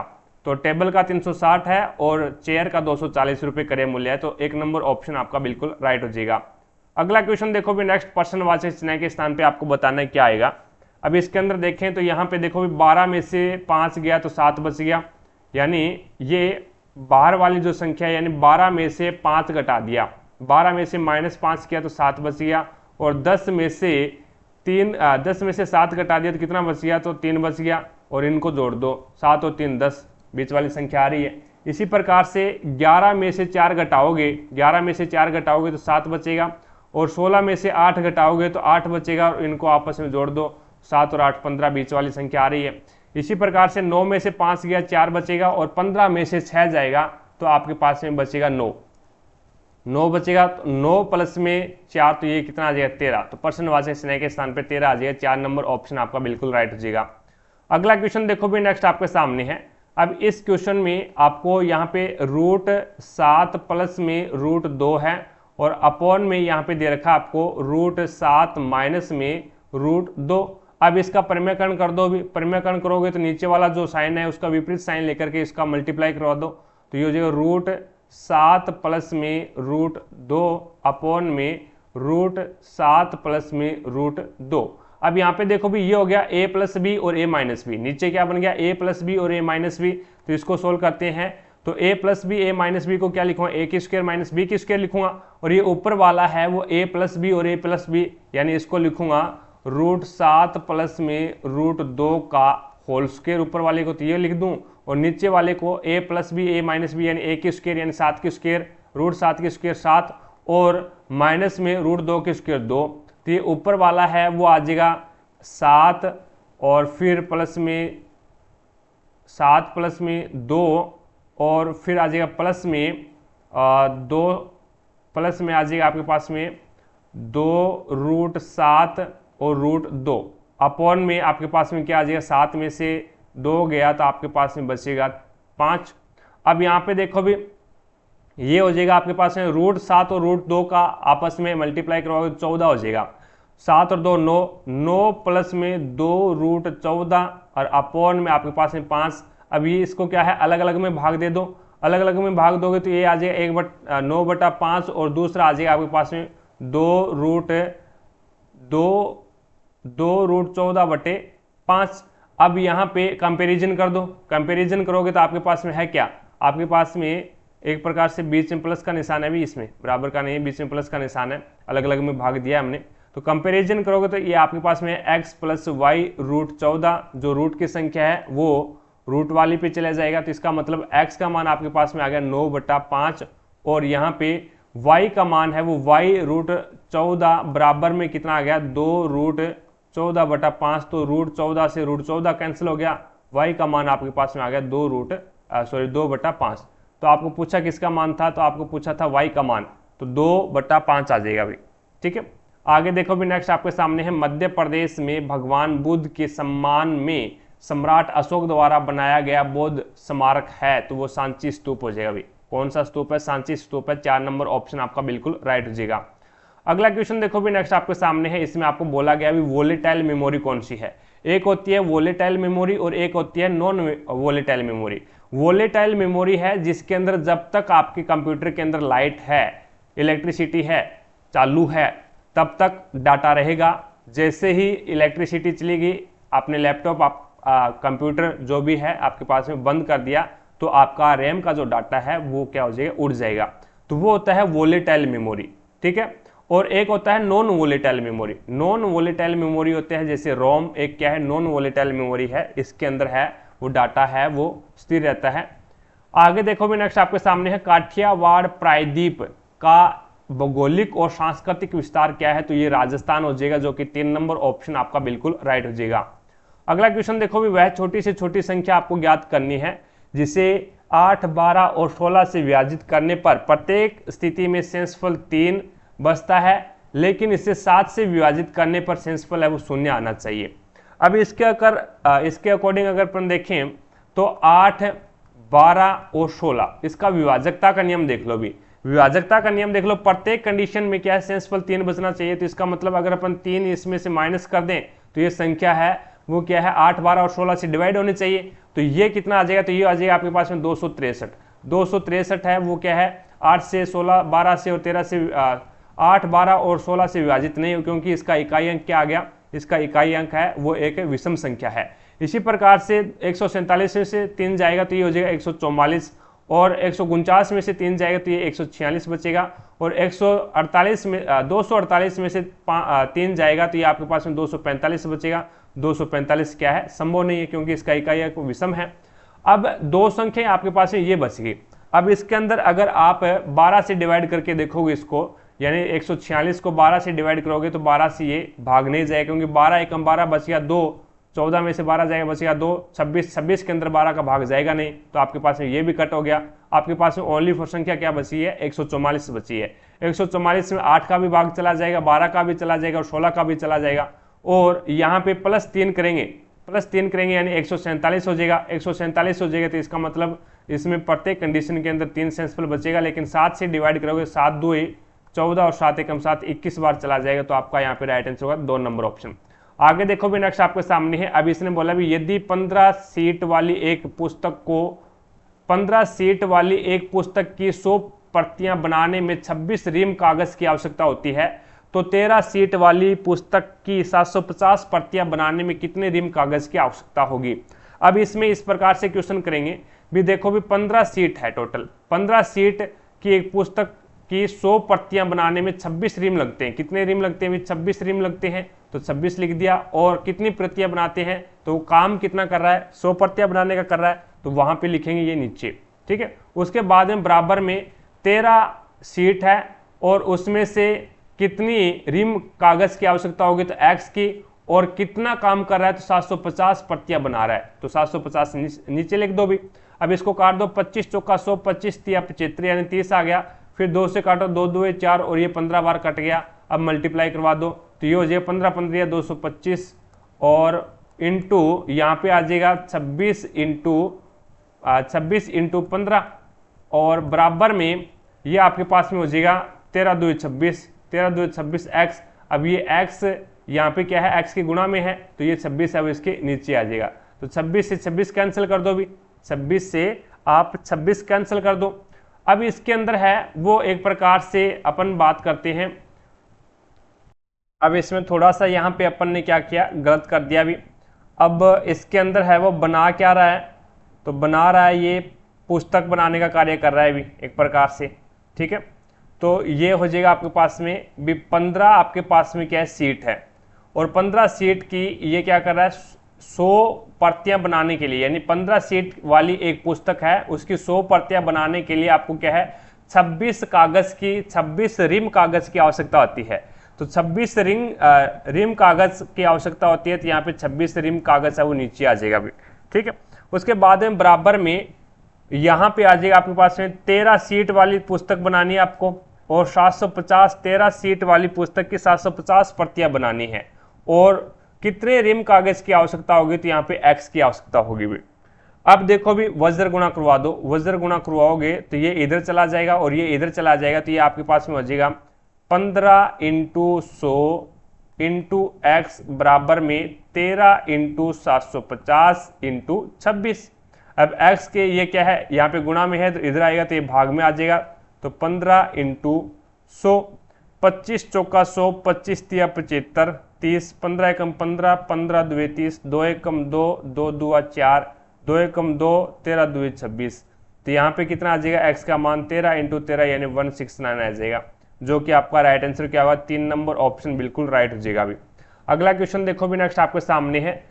अब इसमें बोला है भी एक मीनार के शीर्ष को, एक मीनार के शीर्ष को उसके इसके भूमि के पाद बिंदु से ये रहा, और 25 मीटर की दूरी और 16 मीटर की दूरी, 25 मीटर की दूरी और 16 मीटर की दूरी पर स्थित दो अलग अलग बिंदुओं से देखे जाने पर बनने वाले उन्नयन कोण क्या है भी, उन्नयन कोण है वो अनुपूरक है, या फिर पूरक भी बोल सकते हैं, पूरक कोण है या फिर अनुपूरक कोण है, इस प्रकार से।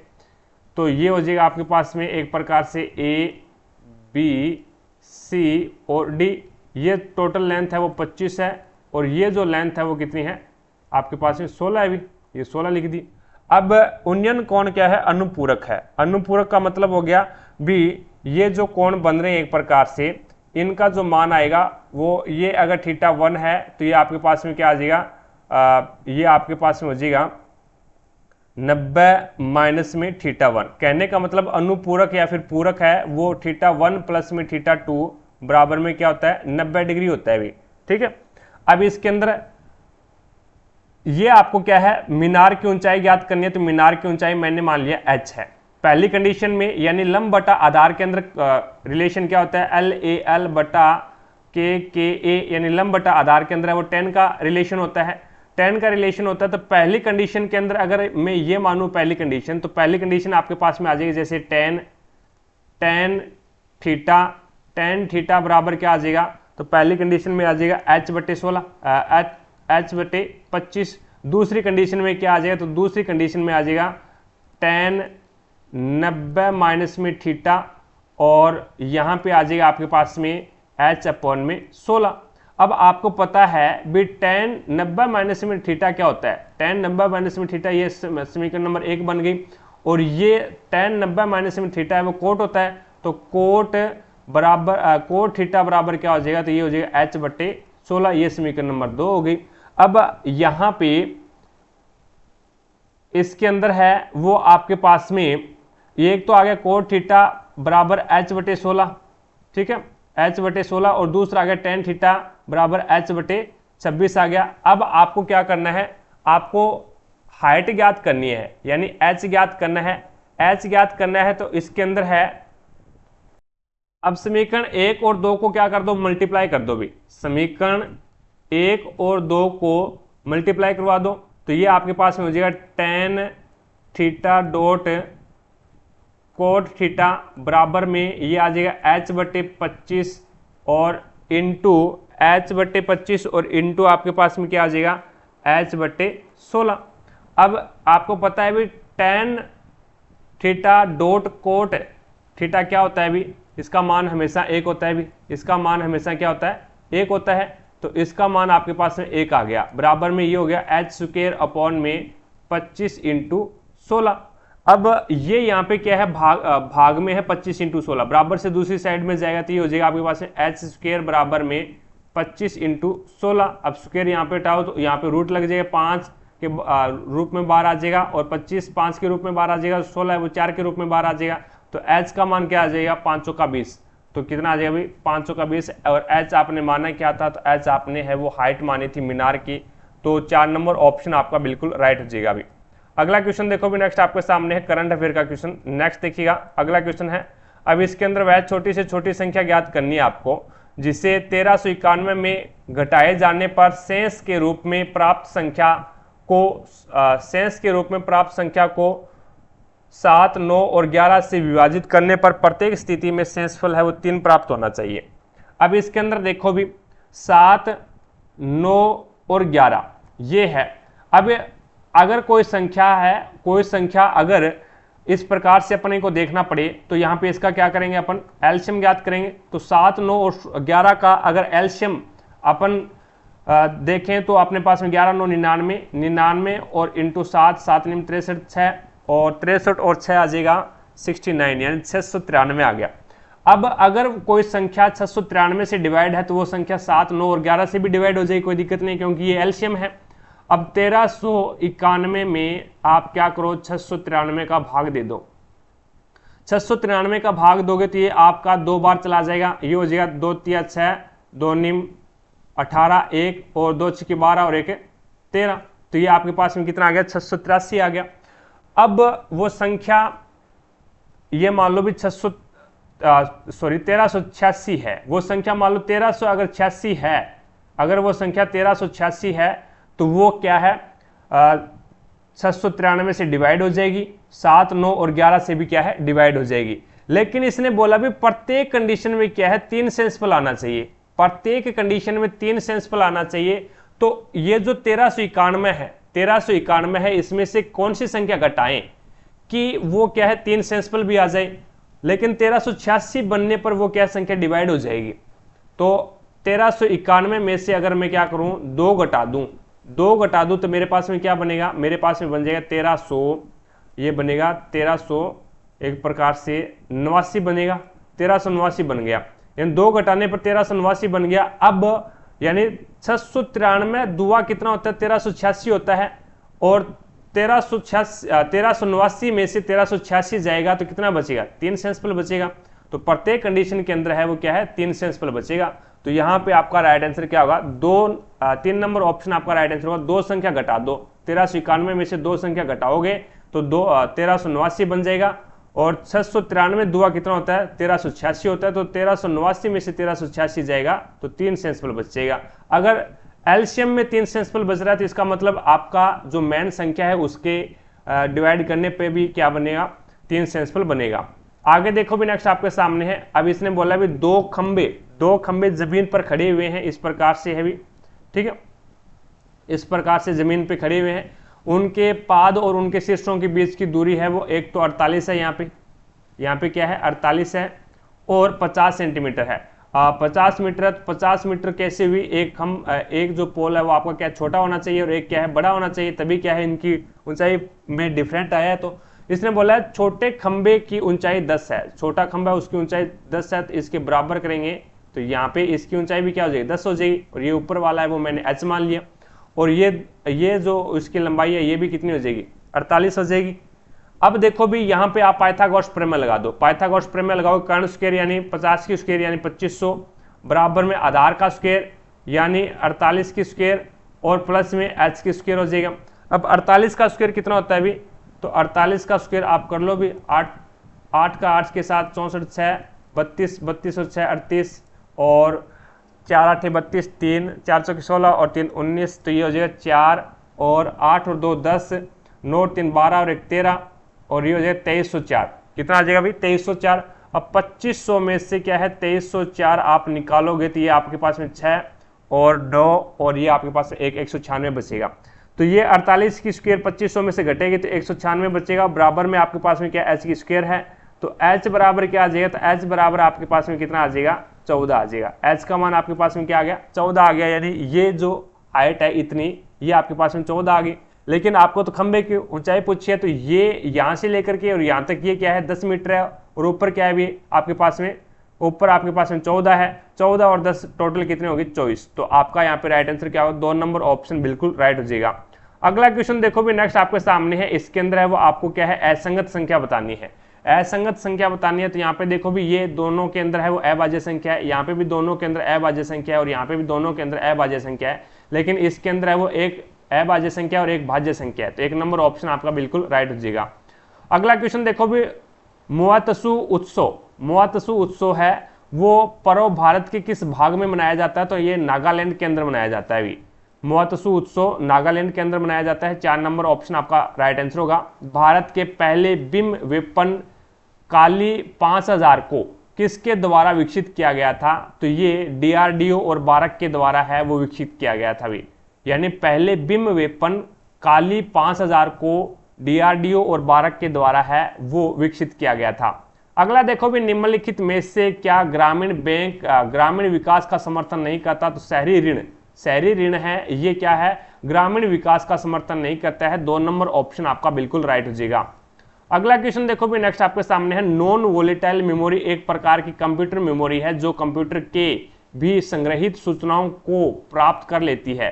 तो ये हो जाएगा नॉन वोलेटाइल मेमोरी है वो एक प्रकार की कंप्यूटर मेमोरी है जो कंप्यूटर के चालू न होने पर भी संग्रहित सूचनाओं को प्राप्त कर सकती है। तो यहाँ पे आपका राइट आंसर क्या होगा, 4 नंबर ऑप्शन है वो आपका बिल्कुल राइट हो जाएगा। नॉन वोलेटाइल मेमोरी के अंदर है वो सूचनाएं है वो संग्रहित रहती है, भी अगर आपका कंप्यूटर बंद भी है तो भी संग्रहित रहेगी और चालू है तो भी संग्रहित रहेगी। एक वोलेटाइल मेमोरी होती है जिसका एग्जाम्पल रैम होता है। भी तो लाइट जैसे ही चली जाएगी तो आपकी जो वोलेटाइल मेमोरी यानी रैम है उसमें डाटा है वो उड़ जाता है। आगे देखो भी नेक्स्ट आपके सामने है, इसमें प्रश्न आपको बोला गया भी ABCD और E में से प्रत्येक ABCD और E में से कौन छोटा है ये आपको बताना है। तो इसने बोला A है वो E से लंबा है, A है वो E से लंबा है लेकिन D से छोटा है, तो ये लो D से छोटा है तो D के नीचे आ जाएगा। B C से छोटा है, B है वो C से छोटा तो C ऊपर आ जाएगा, लेकिन E से लंबा है तो E से लंबा है तो E है वो आपका क्या है नीचे आ जाएगा। इसने आगे बोला है D C से लंबा है, D है ना वो C से लंबा है तो C से लंबा है तो D ऊपर आ जाएगा C के, और AB से D C से लंबा है और A है वो B से लंबा है, A है ना ये B से लंबा है तो B से लंबा है तो इसका मतलब B यहाँ पे आ जाएगा। तो यहाँ पे D ऊपर ही ऊपर आएगा, उसके बाद में C आ जाएगा और उसके बाद में A आ जाएगा और उसके बाद में B आ जाएगा और उसके बाद में E आ जाएगा। तो इसमें आपको बताना है B सबसे छोटा कौन है, तो सबसे छोटा आपका E आ जाएगा जो कि राइट आंसर। इसमें पूछा क्या गया है तो कौन सा कथन पर्याप्त है जानकारी के लिए उत्तर देने के लिए, तीनों के तीनों कथन आपको आवश्यकता होगी। भी तीनों कथनों की आवश्यकता होगी, तो पहला दूसरा और तीसरा कथन है वो आवश्यक है। अगला क्वेश्चन देखो भी नेक्स्ट आपके सामने है, इसने बोला भी 2 रेलगाड़ियां एक ही समय पर 2 स्टेशन से चलना शुरू करती है, क्रमशः 20 किलोमीटर और 25 किलोमीटर की चाल से एक दूसरे की ओर चलना प्रारंभ करती है। जब वे मिलती है तो पाया कि रेलगाड़ी ने दूसरी रेलगाड़ी की तुलना में 80 किलोमीटर की दूरी अधिक तय की है। कहने का मतलब एक है वो 20 किलोमीटर पर घंटे के हिसाब से चल रही थी, 2 रेलगाड़ियां एक ही समय पर 2 स्टेशन से चलना शुरू करती है, और दूसरी जो रेलगाड़ी थी वो क्या है 25 किलोमीटर के हिसाब से चल रही है। तो इसमें क्या है ज्यादा रेलगाड़ी कौन सी चली, तो ज्यादा रेलगाड़ी है, इसने बोला भी एक रेलगाड़ी ने दूसरी रेलगाड़ी की तुलना में 80 किलोमीटर की दूरी तय की। अब 80 किलोमीटर की दूरी तय कौन करेगा, तो 80 किलोमीटर की दूरी तय है वो आपका जो तेज चलने वाली रेलगाड़ी है वो करेगी। अब कितना तेज चल रही है, तो 5 किलोमीटर पर घंटे के हिसाब से ये क्या है तेज चल रही है, और इसने इसके हिसाब से क्या है 80 किलोमीटर दूरी है वो अधिक तय कर दी। तो इसका मतलब क्या हो गया, 80 के अंदर 5 का भाग लगाएंगे तो 16 5 जैसी यानी 16 घंटे है वो ट्रेन चली है। फिर प्रत्येक घंटे 5 किलोमीटर, एक घंटा आया फिर 5 किलोमीटर ज़्यादा चल गई दूसरी ट्रेन से, फिर अगला घंटा आया फिर 5 किलोमीटर ज़्यादा चलेगी। इसी प्रकार से वो रेलगाड़ी 16 जब तक वो मिली है, जब वो मिली तो वो रेलगाड़ी 16 घंटे तक चल चुकी थी, 16 घंटे तक उसने क्या है अपना रास्ता कवर कर लिया था। अब इसने बताना भी अधिक दूरी तय की, तो दोनों स्टेशनों के बीच की दूरी, अब 16 घंटा ये चली है और 16 घंटा ये चली है, तो ये हो जाएगा 16 2 32 यानी 320 किलोमीटर तो दूरी इसने तय कर दी। और यहाँ पे इधर से ये आई 16 घंटे ये चली है, तो 25 चिका 115, 25 से कम 25 और 15 कितने हो जाएंगे 40, तो ये आपके पास में हो जाएगा 720। तो दोनों के बीच में दोनों स्टेशनों के बीच में 720 किलोमीटर की दूरी हो जाएगी। 4 नंबर ऑप्शन आपका बिल्कुल राइट हो जाएगा। अगला क्वेश्चन देखो भी, माध्य और माध्यिका आपको ज्ञात करना है भी। यहाँ पे पहले तो आपका इसका माध्य ज्ञात कर लो, राशियों का योग बटा राशियों की संख्या होगा, तो डायरेक्ट जोड़ दो भी, 2 और 6 8, 8 और 8 16, 16 और 6 22, 22 और 4 22 और 4 26, 22 और 4 26, 26 और 8 कितने हो जाएंगे भी 34, 3, 26 और 8 है वो 34, 3, उसके बाद में 1 2 3 4, 4 2 6, 6 2 8, 8 और 2 10, 10 और 1 11, 11 और 3 कितने होते हैं भी 11 और 3 है वो 14 होते हैं। 1 2 3 4 5 6 7 और 8, तो यहाँ पे आ जाएगा 8। तो राशियों का योग बटा राशियों की संख्या, राशियों का योग हमने कर दिया और राशियों की संख्या का भाग लगा दो, भाग लगाओगे तो ये हो जाएगा 8 एकम 8, बच गया कितना 6 64 और ये 18 बार चला गया, तो इसका जो माध्य आया है x बार आया है आपके पास में वो 18 आ गया। माध्यिका कितनी आएगी, तो माध्यिका यहाँ पे पहले क्या है सभी जो आंकड़े उसको आरोही क्रम में सेट करना पड़ेगा, तो पहले आएगा 10, फिर आएगा 12, फिर आएगा 14, फिर आएगा 16, फिर आएगा 18, फिर आएगा 20, फिर आएगा 26 और फिर आएगा 28।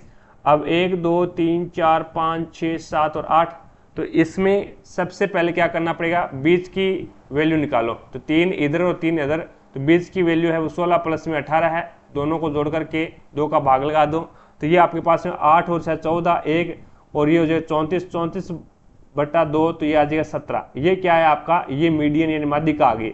माध्यिका 17 है और माध्य 18 है, दोनों का योग पूछा तो दोनों का योग कर दो, 8 और 5 8 और 7 15, 1 और ये आ जाएगा 3 35, तो दोनों का माध्य और माध्यिका का योग कितना आ जाएगा 35 आ जाएगा, जो कि 4 नंबर ऑप्शन आपका बिल्कुल राइट हो जाएगा।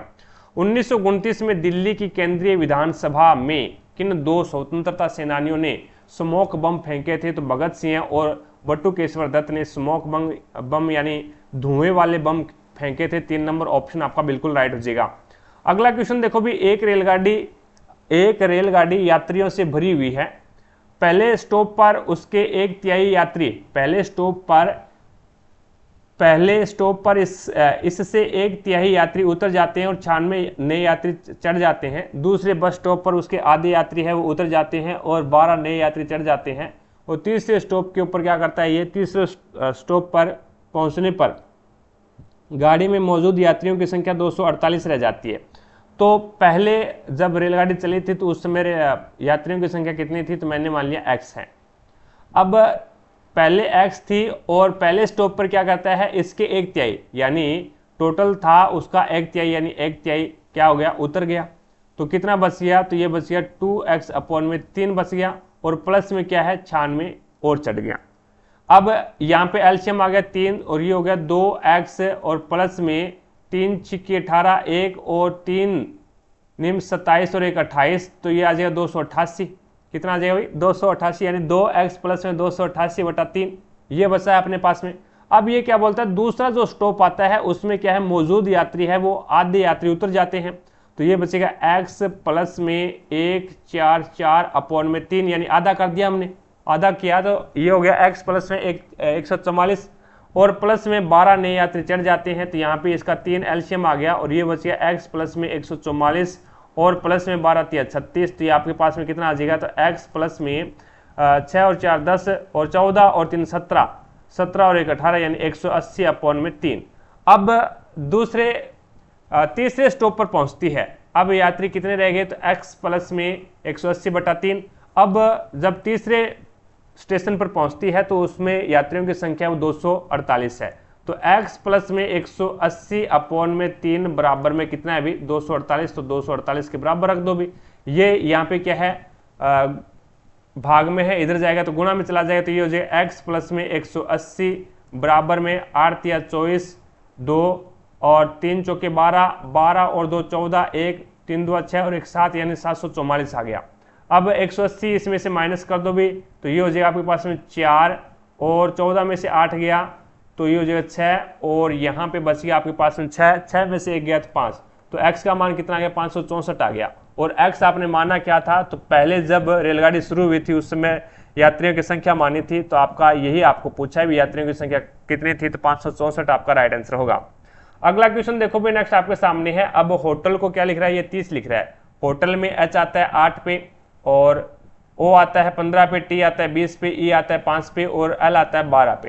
तो इसको जोड़ दो भी 8 और 5 13, 8 और 5 13, 13 और 5 कितने होते हैं 18, 18 और 2 कितने होते हैं 20, 2 2 2 4 2 2 4 2 6 यानी 60 आ गया और क्या कर दिया आधा कर दिया 30 हो गया।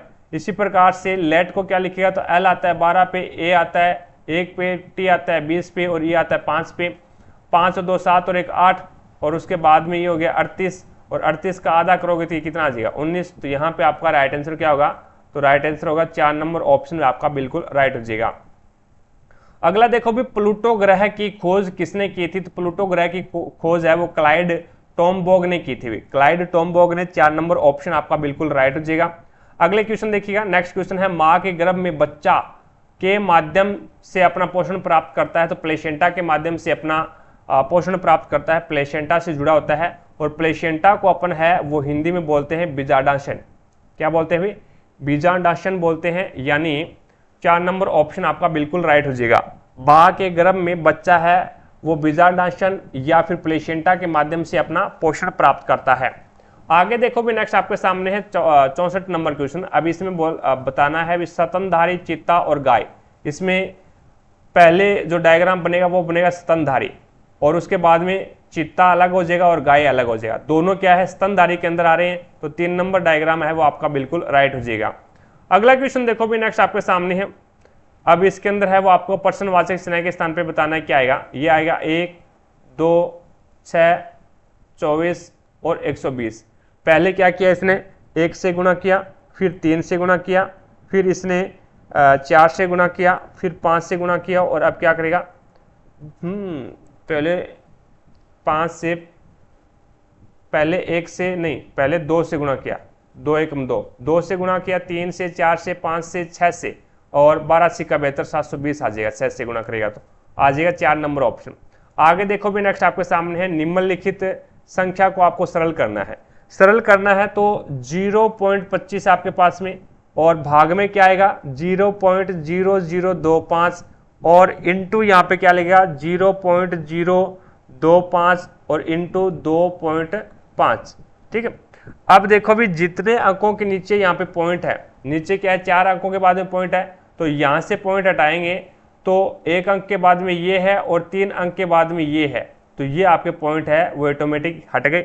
ठीक है, उसके बाद में यहाँ पे पॉइंट हटाएंगे तो नीचे क्या लगेगा आपका 100 लगेगा, तो 100 लगा दो भी। अब ये हुआ 25 से 25 कैंसिल हो गया। ठीक है, और 25 से कम 25 और 25 चौका 100 या फिर एक प्रकार से इसको पड़ा रहने दे, काटो मत। अब यहाँ पे भी 25 है और यहाँ पे भी 25 है, 25 25 या 625 हो गए और नीचे क्या है 100 है, तो 2 के बाद में पॉइंट लगेगा 6.25 आ जाएगा, जो कि आपका 1 नंबर ऑप्शन बिल्कुल राइट हो जाएगा। अगला क्वेश्चन देखो भी नेक्स्ट आपके सामने है। राहुल ने एक संख्या को 2 से गुणा करने के बजाय 2 से विभाजित कर दिया।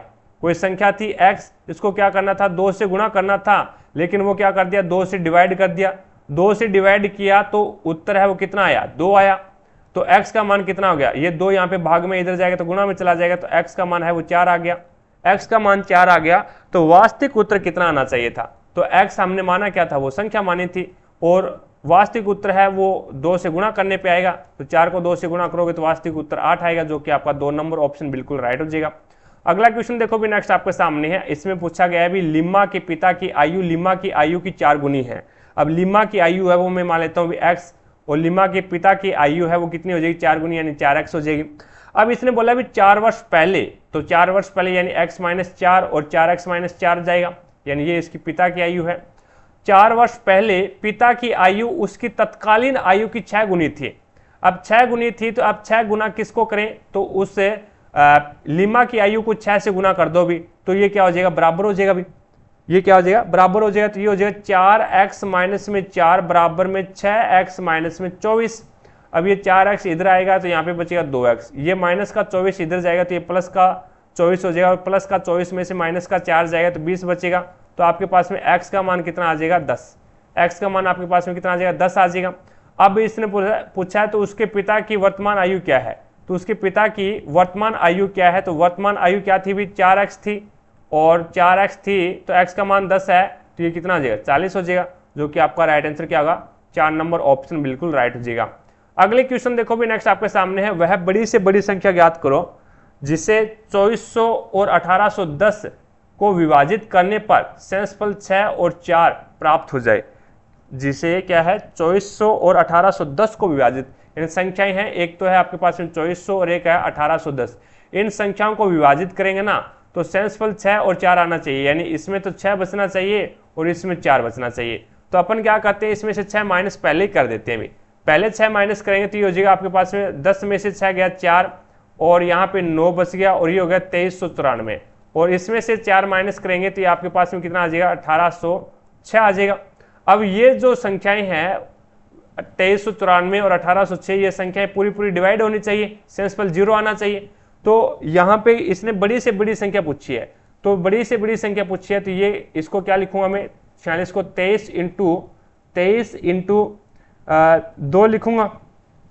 तो 2 से तो दोनों संख्याएं है वो डिवाइड हो रही है, 23 2 46 होता है। अब 23 से है वो आपका 2394, 23 से कम 23 बच गया, 94 है वो 23 के भाग 23 के डिवाइड के अंदर नहीं आता, तो ये आपका क्या है, 46 तो नहीं होगा। 44 को मैं क्या लिख सकता हूँ, तो 44 को मैं है वो 22 इंटू 2 लिख सकता हूँ, 2 से डिवाइड हो जाएगा, लेकिन 22 से डिवाइड नहीं होगा भी, ये 22 से डिवाइड नहीं होगा तो ये संख्या भी आपकी नहीं होगी। अब इसको क्या लिख सकता हूँ, 7 इंटू 6 लिख सकता हूँ भाई। अब इसके अंदर देखो भी 6 का डिवाइड, ये 6 से डिवाइड हो जाता है, और ये 18, 6 3 18 बच गया कितना, ये बच गया आपके पास में 6 3 18 बच गया 5 59, और 6 निम 54 बच गया कितना भी, तो 59 में से 54 जाएगा तो बच गया 5 54, 6 निम 54, ये भी जा रहा है। तो इसका मतलब है वो आपका क्या है, ये संख्या 42 से डिवाइड हो जाएगी, यानी 2394 और 1806 है वो 42 से डिवाइड हो जाएगी, और इसमें 6 और 4 जोड़ देते हैं वापस, तो ये क्या है, इसमें 6 और 4 है वो एक प्रकार से शेषफल बचेगा। तो 3 नंबर ऑप्शन आपका बिल्कुल राइट हो जाएगा अभी। अगला देखो भी, एक वर्ग का क्षेत्रफल आपको क्या है, 36 सेंटीमीटर स्क्वायर दे रखा है, इनकी भुजाओं के मध्य बिंदुओं को जोड़ने से निर्मित वर्ग का क्षेत्रफल आपको ज्ञात करना है। अब देखो भी ये कोई वर्ग है, इसका क्षेत्रफल आपको 36 दे रखा है, और इसकी जो मिड वैल्यू है, जो मध्य भुजाएं हैं, उनको मिलाने पर एक आपका क्या है, वर्ग और बन जाएगा इस प्रकार से। अब इस वर्ग का आपको क्या है, क्षेत्रफल पूछा है भी, तो ये जो बड़े वाला जो क्षेत्रफल है उसका क्या होता है, आधा होता है भी, जो मध्य भुजाओं को मिलाकर बनाते हैं वो क्या है, बड़े वाले वर्ग से आधा होता है। तो यहाँ पे इसका 36 सेंटीमीटर स्क्वायर है, तो बीच वाले का क्या आ जाएगा, 18 सेंटीमीटर स्क्वायर आ जाएगा, जो कि 4 नंबर ऑप्शन आपका बिल्कुल राइट हो जाएगा। अगला देखो भी, दुनिया का पहला आधिकारिक एयरमेल फरवरी 1911 में किसको भेजा गया था, किस से और किसको भेजा गया था, तो इलाहाबाद से नैनी भेजा गया था भी। दुनिया को पहलो आधिकारिक एयरमेल है वो फरवरी 1911 में भेजा गया था, और ये आपका इलाहाबाद से नैनी को भेजा गया था। 3 नंबर ऑप्शन आपका बिल्कुल राइट हो जाएगा।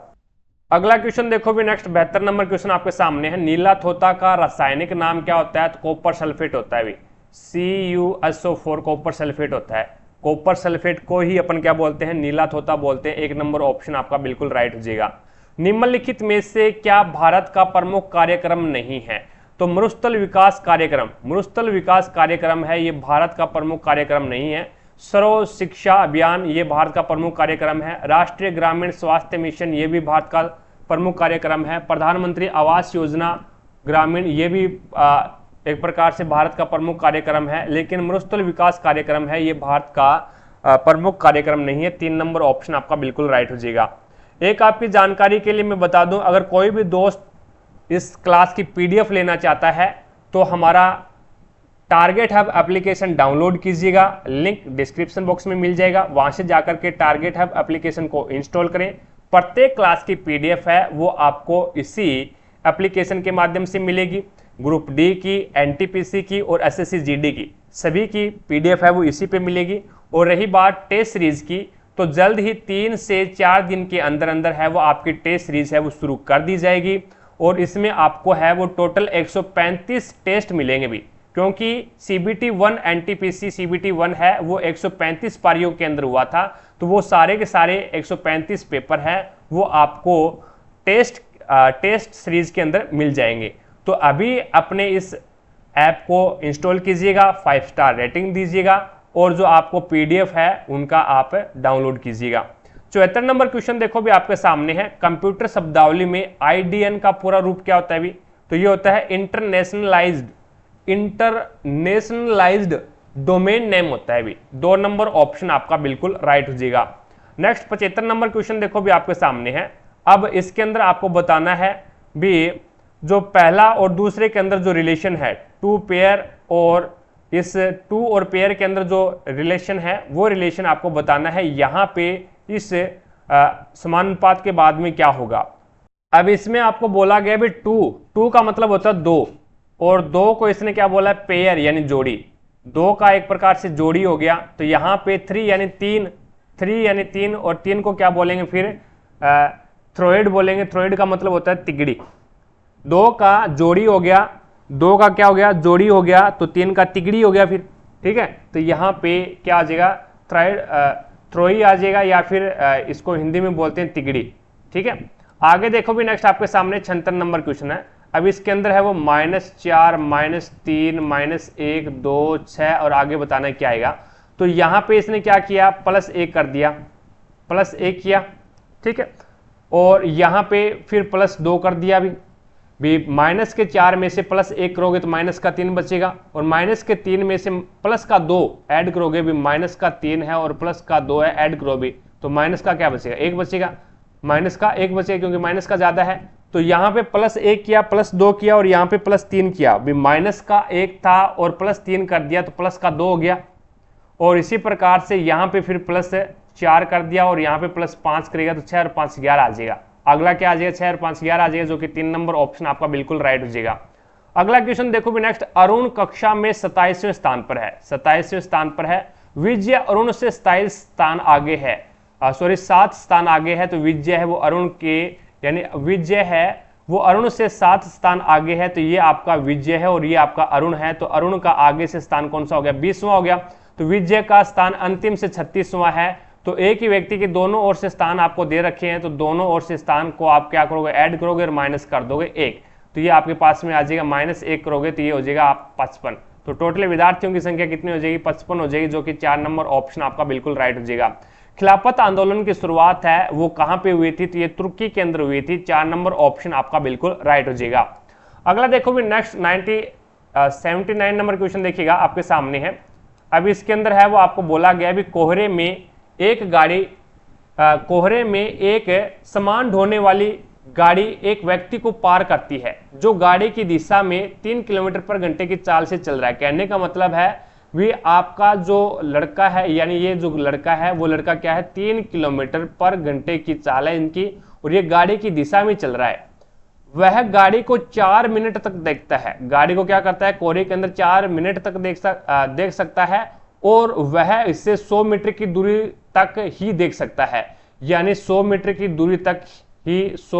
दूरी तक रेलगाड़ी जाती है तब देख सकता है। कहने का मतलब है भी या तो वो 4 मिनट तक देखे, या तो वो 4 मिनट तक उस गाड़ी को देखे, या फिर 100 मीटर तक उस गाड़ी को देख सकता है। ठीक है, गाड़ी की चाल आपको बतानी है। दोनों की यहाँ पे चाल एक प्रकार से क्या है? इस प्रकार से ये सापेक्ष चाल होगी भी, दोनों ही एक दिशा में जा रहे हैं। तो 4 मिनट बराबर क्या हो गया? 4 मिनट बराबर क्या हो गया? 100 मीटर हो गया। तो यहाँ पे 1 मिनट या फिर 1 सेकंड बराबर क्या हो जाएगा? तो 1 सेकंड बराबर हो जाएगा आपके पास में 100/4 × 60 भी। 1 मिनट के अंदर 60 सेकंड होते हैं, तो 60 से डिवाइड कर दिया भी। तो ये हो जाए 4 × 4 और 25 × 100 और 5 × 5 = 25 और 12 × 5 = 60। तो ये आ जाए 5/12 मीटर प्रति सेकंड आपकी क्या आ गई? ये चाल आ गई, सापेक्ष चाल आ गई एक प्रकार से। सापेक्ष चाल आ गई। 4 या तो वो 4 मिनट तक गाड़ी को देखे या फिर 100 मीटर तक देख सकता है। तो कहने का मतलब ये है भी 4 मिनट बराबर 100 मीटर है, तो यहाँ पे 4 मिनट को मैं क्या लिख सकता हूँ, 240 सेकंड लिख सकता हूँ। 240 सेकंड बराबर 100 मीटर, तो 1 सेकंड बराबर कितना आ जाएगा, तो 5/12 आ जाएगा। तो ये क्या आ गई, आपकी एक सापेक्ष चाल आ गई भी। लड़का भी इधर जा रहा है और जो बोझा ढोने वाली गाड़ी है वो भी इधर ही जा रही है, तो ये सापेक्ष चाल आ गई। अब आपको गाड़ी की चाल बतानी है, तो सापेक्ष चाल क्या होता है, x + y होता है। सापेक्ष जो चाल होती है, जो एक ही दिशा में जा रहे हैं, तो क्या होता है, x - y होता है। हमने घटा दिया x - y। और यहाँ पे अगर एक ही दिशा में, दोनों विपरीत दिशा में जा रहे हैं, तो अपन क्या करते हैं, x + y करते हैं। दोनों क्या है, विपरीत दिशा में जा रहे हैं तो उसको जोड़ते हैं, और दोनों ही क्या करते हैं, एक ही दिशा में जा रहे हैं तो उसको क्या करते हैं, x - y करते हैं। तो यहाँ पे आपके पास दोनों क्या है, एक ही दिशा में जा रहे हैं, तो यहाँ पे 5/12 माइनस कर दो 3, माइनस क्या कर दो, 3 कर दो। तो ये आपके पास में क्या आ जाएगा, इसका 12 एलसीएम आ गया, और 12 इसका एलसीएम आ गया। तो ये आपका मीटर प्रति सेकंड में, पहले इसको क्या करो, किलोमीटर प्रति घंटा में चेंज करो भी। आप किलोमीटर प्रति घंटा में चेंज करो, क्योंकि 3 किलोमीटर पर घंटा है ये। तो 5/12 इंटू क्या करोगे, किलोमीटर प्रति घंटा में चेंज करोगे, तो यहाँ पे 18/5 से गुणा करना पड़ेगा। तो 18 से 18 कैंसिल हो गया, और ये 6 से कट जाए, 6 3 18 और 6 2 12, 3/2 आ गया। अब 3/2 माइनस में आपके पास में क्या है, माइनस में 3 कर दो, या फिर 3 में से घटा दो भी, यानी 3 में से 3/2 है वो घटा दो। घटाओगे तो ये आपके पास में 2, इसका एलसीएम आ गया, और ये आपके पास में क्या हो गया, नहीं घटा तो पहले दिया भी। सापेक्ष चाल आपके पास में दोबारा देखो भी, सापेक्ष चाल आपके पास में आ चुकी है। सापेक्ष चाल कितनी आपकी, 3/2 किलोमीटर पर घंटा है। ये आपकी सापेक्ष चाल है, ये आपकी क्या है, सापेक्ष चाल है। सापेक्ष चाल है, तो अब चाल क्या हो जाएगी, अब चाल है वो आपकी जुड़ेगी। अब चाल जुड़ेगी। सापेक्ष चाल 3 किलोमीटर पर घंटा थी, यानी x - y आप है वो आपके पास में कितना आ गया, 3/2 आ गया, 3/2 आ गया। अब इसके अंदर मान रख दो भी, यानी x आप कुछ भी मान लो और y भी आप कुछ भी, x है वो आप एक प्रकार से लड़के की चाल मान लो, और y है वो आपको ज्ञात करना है एक प्रकार से, y है वो आपको क्या करना है, गाड़ी की चाल मान लेनी है, ठीक है। तो इस फॉर्मूले के अंदर रख दो, फिर ये फॉर्मूला बन गया आपका। x आपके पास में कितना है, 3 किलोमीटर है, और माइनस में y आपके पास में कितना है, y आपको ज्ञात करना है, और बराबर में ये आपके पास में कितना आ रहा है, 3/2 आ रहा है, ठीक है। अब इस y को मैं क्या है, बराबर से दूसरी साइड में भेज दूं। इस y को अगर मैं बराबर से दूसरी साइड में भेजूंगा, या फिर आप 3 को दूसरी साइड भेज दो भी। इस 3 को दूसरी साइड भेजोगे तो ये माइनस का हो जाएगा भी, तो ये हो जाएगा y माइनस का y बराबर में ये हो जाएगा 3/2, 3/2 माइनस में 3, और यहाँ पे इसका एलसीएम कितना आ गया अभी, 2 एलसीएम आ गया, इसका 2 एलसीएम आ गया। तो ये आपके पास में बन गया 3 और माइनस में 3 2 6, ठीक है। या फिर आप थोड़ा सा इसको बढ़िया तरीके से, यानी ट्रिक के माध्यम से सोल्व करोगे ना, तो यहाँ पे आपके पास में ये, तो आपके पास में क्या आ गया, सापेक्ष चाल उसकी आ गई 3/2। अब 3/2 है वो डायरेक्ट है, वो आप उस लड़के वाले के अंदर जोड़ दो भी, उस लड़के वाले के अंदर जोड़ दो। लड़का वाला कितना है, लड़के की चाल कितने, 3 किलोमीटर पर घंटा है, 3 किलोमीटर पर घंटा है, तो उसमें आप जोड़ोगे तो ये डायरेक्ट यहाँ पे कर रहा हूँ मैं, 3/2 अभी आपने निकाला है, और प्लस में 3 इसमें जोड़ दो, तो ये हो जाएगा आपके पास में 2, और ये हो जाएगा 3 प्लस में 6, तो आपके पास में कितना आ जाएगा, 9/2 आ जाएगा अभी, 9/2 आ जाएगा। तो ये आपके पास में आ जाएगा 4.5 किलोमीटर पर घंटा है वो आपकी क्या आ जाएगी, ये गाड़ी की चाल आ जाएगी भी, ये आपकी गाड़ी की चाल आ जाएगी, जो कि 2 नंबर ऑप्शन है वो आपका बिल्कुल राइट हो जाएगा। It's okay. आगे देखो भी, भारत का सबसे बड़ा नाभिकीय शक्ति केंद्र में स्थित है, तो भारत का सबसे बड़ा नाभिकीय शक्ति केंद्र है वो तारापुर के अंदर है, 2 नंबर ऑप्शन आपका बिल्कुल राइट हो जाएगा। अगला क्वेश्चन देखो भी, नेक्स्ट आपके सामने है, NCSM सांस्कृतिक मंत्रालय के अधीन एक स्वायत्त संस्था है, इसका पूर्ण रूप क्या है, तो national council of science museum, national council of science museum, यानी 2 नंबर ऑप्शन है वो आपका बिल्कुल राइट हो जाएगा। अगला क्वेश्चन देखो भी, नेक्स्ट आपके सामने है, भारत के राष्ट्रपति के महाभियोग की प्रक्रिया भारतीय संविधान के उल्लेखित है, तो भारतीय संविधान के आर्टिकल 61 के अंदर है, वो महाभियोग की प्रक्रिया का उल्लेख किया गया है। 2 नंबर ऑप्शन है वो आपका बिल्कुल राइट हो जाएगा। अगला क्वेश्चन देखो भी, nano science and technology mission की शुरुआत है वो कब की गई थी, तो ये 2007 के अंदर की गई थी। 3 नंबर ऑप्शन आपका बिल्कुल राइट हो जाएगा। अगला क्वेश्चन देखो भी, नेक्स्ट आपके सामने है 84 नंबर क्वेश्चन। अब इसमें बोला गया भी 200 से और 1000 के बीच में ऐसी कितनी संख्याएं हैं जो 7 से पूर्णतः विभाजित हो। तो देखो भी 200 के अंदर 7 से डिवाइड करो, जहां तक भाग पूरा जाता है वहीं तक देना है आपको। 7 दूए 14, बच गया कितना 6 60, 7 8 56 यानी 28 आ गया। कहने का मतलब क्या है, 200 से छोटी छोटी जो संख्याएं यानी 200 से कम 28 ऐसी संख्याएं हैं जो 7 से डिवाइड है। और उसके बाद में 1000 के अंदर है वो 7 से डिवाइड करेंगे तो 7 एकम 7, बच गया 3 30, 7 चौके 28, बच गया 2 20 और 7 दूए 14। तो यहां तक भाग पूरा जाएगा। तो यानी 1000 से कम अगर मैं देखूं तो 7 से डिवाइड होने वाली टोटल संख्या कितनी है, 142 है। अब इस 142 में से 28 अगर अपन माइनस कर दें तो अपने पास में 200 और 1000 के बीच में डिवाइड होने वाली संख्या आ जाएगी। 12 में से 8 गया तो 4 बचेगा, और उसके बाद में से 3 में से 2 गया तो 1 बचेगा, और 114 आपका यहाँ पे बिल्कुल राइट हो जाएगा। अभी आगे देखो भी, नेक्स्ट आपके सामने है 85 नंबर क्वेश्चन। 85 नंबर क्वेश्चन में आपको बोला गया भी 1 वर्ष पहले लक्ष्मण और गोपाल के वेतन का अनुपात है वो कितना है, 3:5 है। ये 1 वर्ष पहले का है। अब इसने बोला पिछले वर्ष और वर्तमान वर्ष के दौरान उनके व्यक्तिगत वेतनों का अनुपात कितना है, तो ये आपके पास में है 2:3। ये तो है क्या, गोपाल का, ये तो करंट ईयर का है और ये लास्ट ईयर का है यानी पिछले साल का है, और ये क्या है आपका लास्ट ईयर का लक्ष्मण का है, और ये लास्ट ईयर का क्या है यानी पिछले साल का गोपाल का है। इसी प्रकार से गोपाल के पास में लास्ट ईयर का और करंट ईयर का यहाँ पे रेशियो है 4:5। अब इसके अंदर देखो भी अनुपात अपना सही नहीं है। अनुपात अपना सही क्यों नहीं है, क्योंकि यहाँ पे लास्ट ईयर का 3 साल लास्ट ईयर का क्या है 3 रुपए उसका क्या है वेतन बता रखा है, और यहाँ पे क्या है 2 बता रखा है। इसी प्रकार से लास्ट ईयर का जो गोपाल है उनका 5 बता रखा है और यहाँ पे 4 बता रखा है। तो ये अपना जो एक प्रकार से बात करें भी रेशियो है वो सही नहीं है। रेशियो तो इक्वल होना चाहिए। रेशियो इक्वल होना चाहिए तो आप है वो एक ऐसी संख्या से गुणा करो, 2 और 8, 2 और 4 का आप एलसीएम लो, यानी ये 2 है, ये 4 है और ये 2 है, इनका एलसीएम लो तो एलसीएम कितना आएगा, 4 आएगा। अब 4 से आप क्या है ऊपर वाला जो आपके पास में मल्टीप्लाई कर दो, ऊपर वाले डायग्राम ऊपर वाले अनुपात को मल्टीप्लाई करो, 4 या 12 यानी ये 12 आ गया, 4 5 ये 20, ये 20 आ गया। अब आप क्या करोगे, अब इसका जो लास्ट ईयर यानी ये आपका क्या है पिछले वाले वर्ष का है, तो ये भी पिछले वाले वर्ष का है, तो इसको 12 बनाने के लिए मैं इस अनुपात को 6 से गुणा करूंगा, तो 6 2 12 और 6 3 18 हो जाएगा। इसी प्रकार से इसमें क्या है 20 बनाने के लिए 4 को 20 बनाने के लिए इसको 5 से मल्टीप्लाई करूंगा तो ये हो जाएगा 5 चौका 20, 5 चौका 20 और 5 5 25। अब देखो भी ये आपके पास में 25 क्या है, ये करंट ईयर का वेतन है, ये लक्ष्मण का करंट ईयर का वेतन है, और ये आपका क्या है गोपाल का करंट ईयर का वेतन है। लेकिन करंट वर्तमान में जो उनका वेतन का योग है वो 4300 दे रखा है। हमारे अनुसार इसका वर्तमान का योग कितना है, वर्तमान वेतन का योग 8 और 5 13, 1 2 3 और 1 4 43 है, लेकिन वो बोल रहा है 4300 है, तो 1 का मान कितना आ जाएगा 100। 1 का मान 100 आ गया। आपको बताना क्या है, तो लक्ष्मण का वर्तमान वेतन बताना है, और लक्ष्मण का वर्तमान वेतन का अनुपात कितना 18 है। 18 को 100 से गुणा करोगे तो 1800 आ जाएगा। 3 नंबर ऑप्शन आपका बिल्कुल राइट हो जाएगा।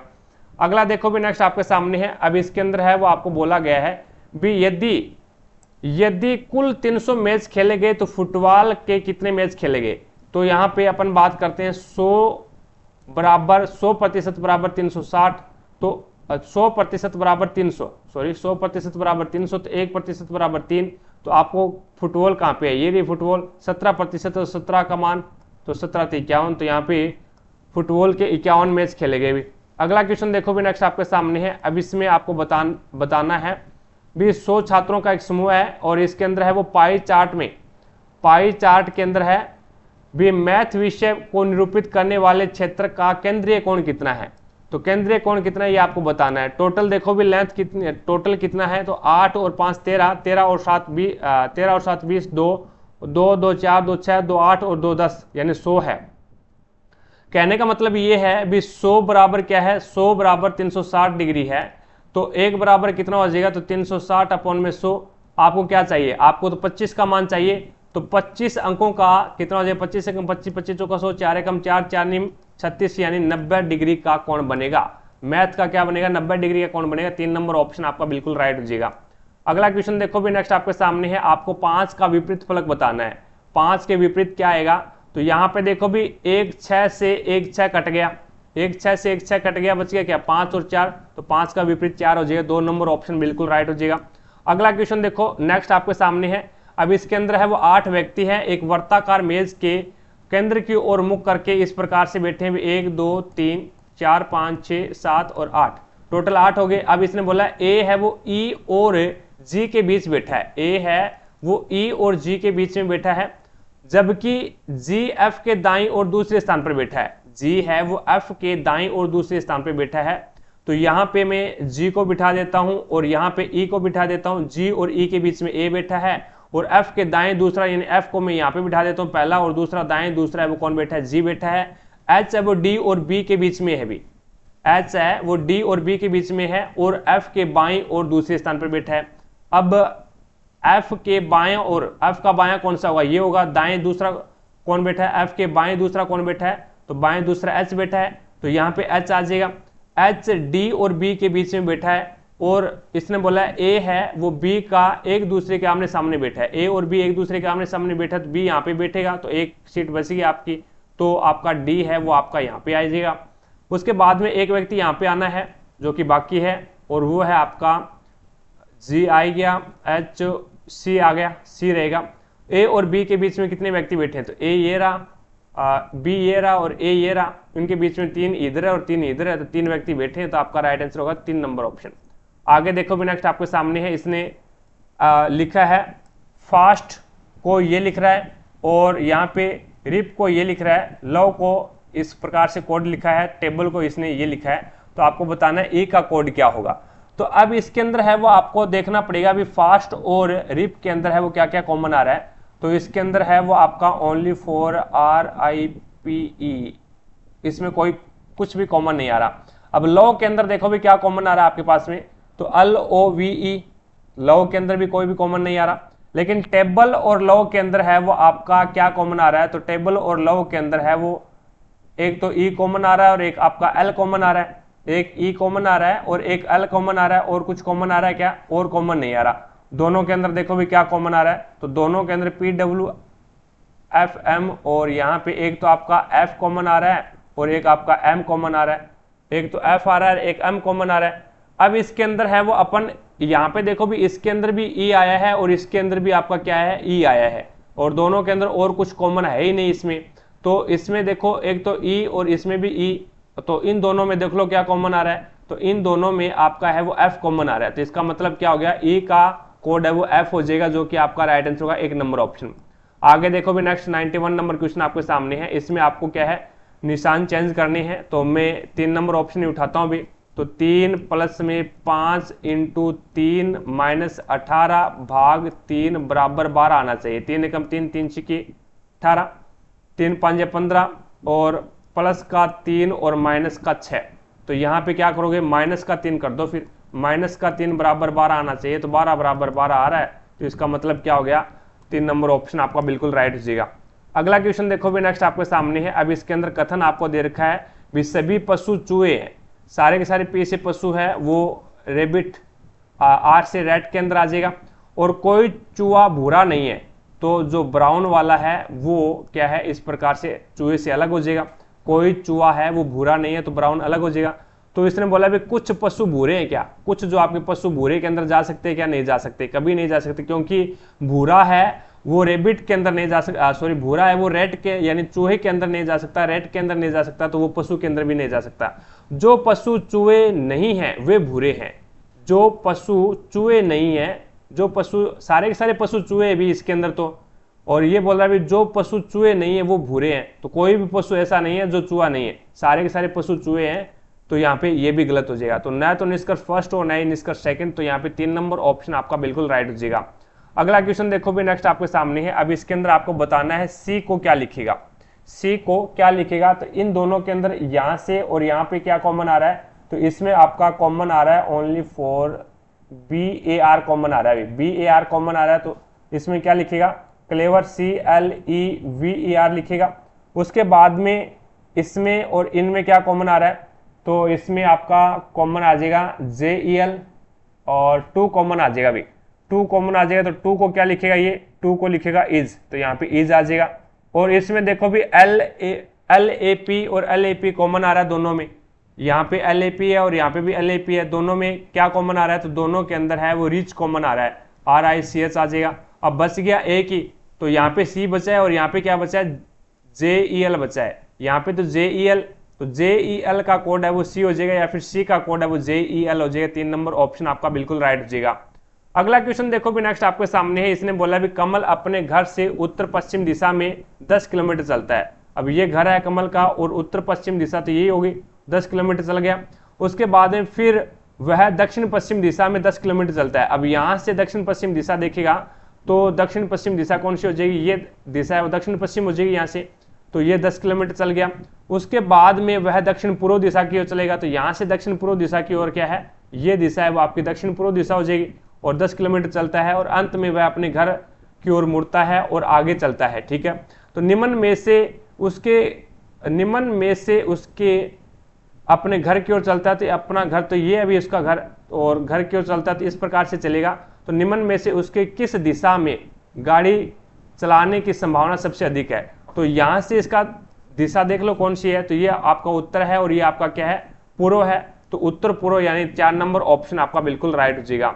नेक्स्ट देखो भी अगला क्वेश्चन है आपके सामने, घर से निकलते समय महेश के सामने की दिशा पूर्व थी, तो महेश की सामने की दिशा पूर्व थी, तो ये लो पूर्व दिशा में हमने निकाल दिया, ये पूर्व दिशा है। और अपने स्कूल पहुंचने के लिए वह 2 बार दाएं मुड़ता है। अब 2 बार दाएं मुड़ेगा तो एक बार यहाँ पे मुड़ गया और एक बार दाएं मुड़ेगा तो इधर वाली साइड मुड़ गया। 2 बार दाएं मुड़ता है और एक बार बाएं मुड़ता है। अब बाएं मुड़ेगा तो नीचे की ओर मुड़ेगा, तो स्कूल पहुंचने के बाद उसके सामने वाली दिशा कौन सी है, तो ये दिशा कौन सी हो जाएगी, फिर नीचे वाली दक्षिण हो जाएगी, क्योंकि ये दिशा पूर्व है तो नीचे वाली दिशा है वो दक्षिण हो जाएगी। आगे देखो भी नेक्स्ट आपके सामने है, अब इनके अंदर है वो आपको बताना है कौन सा अन्य तीनों में से भिन्न है।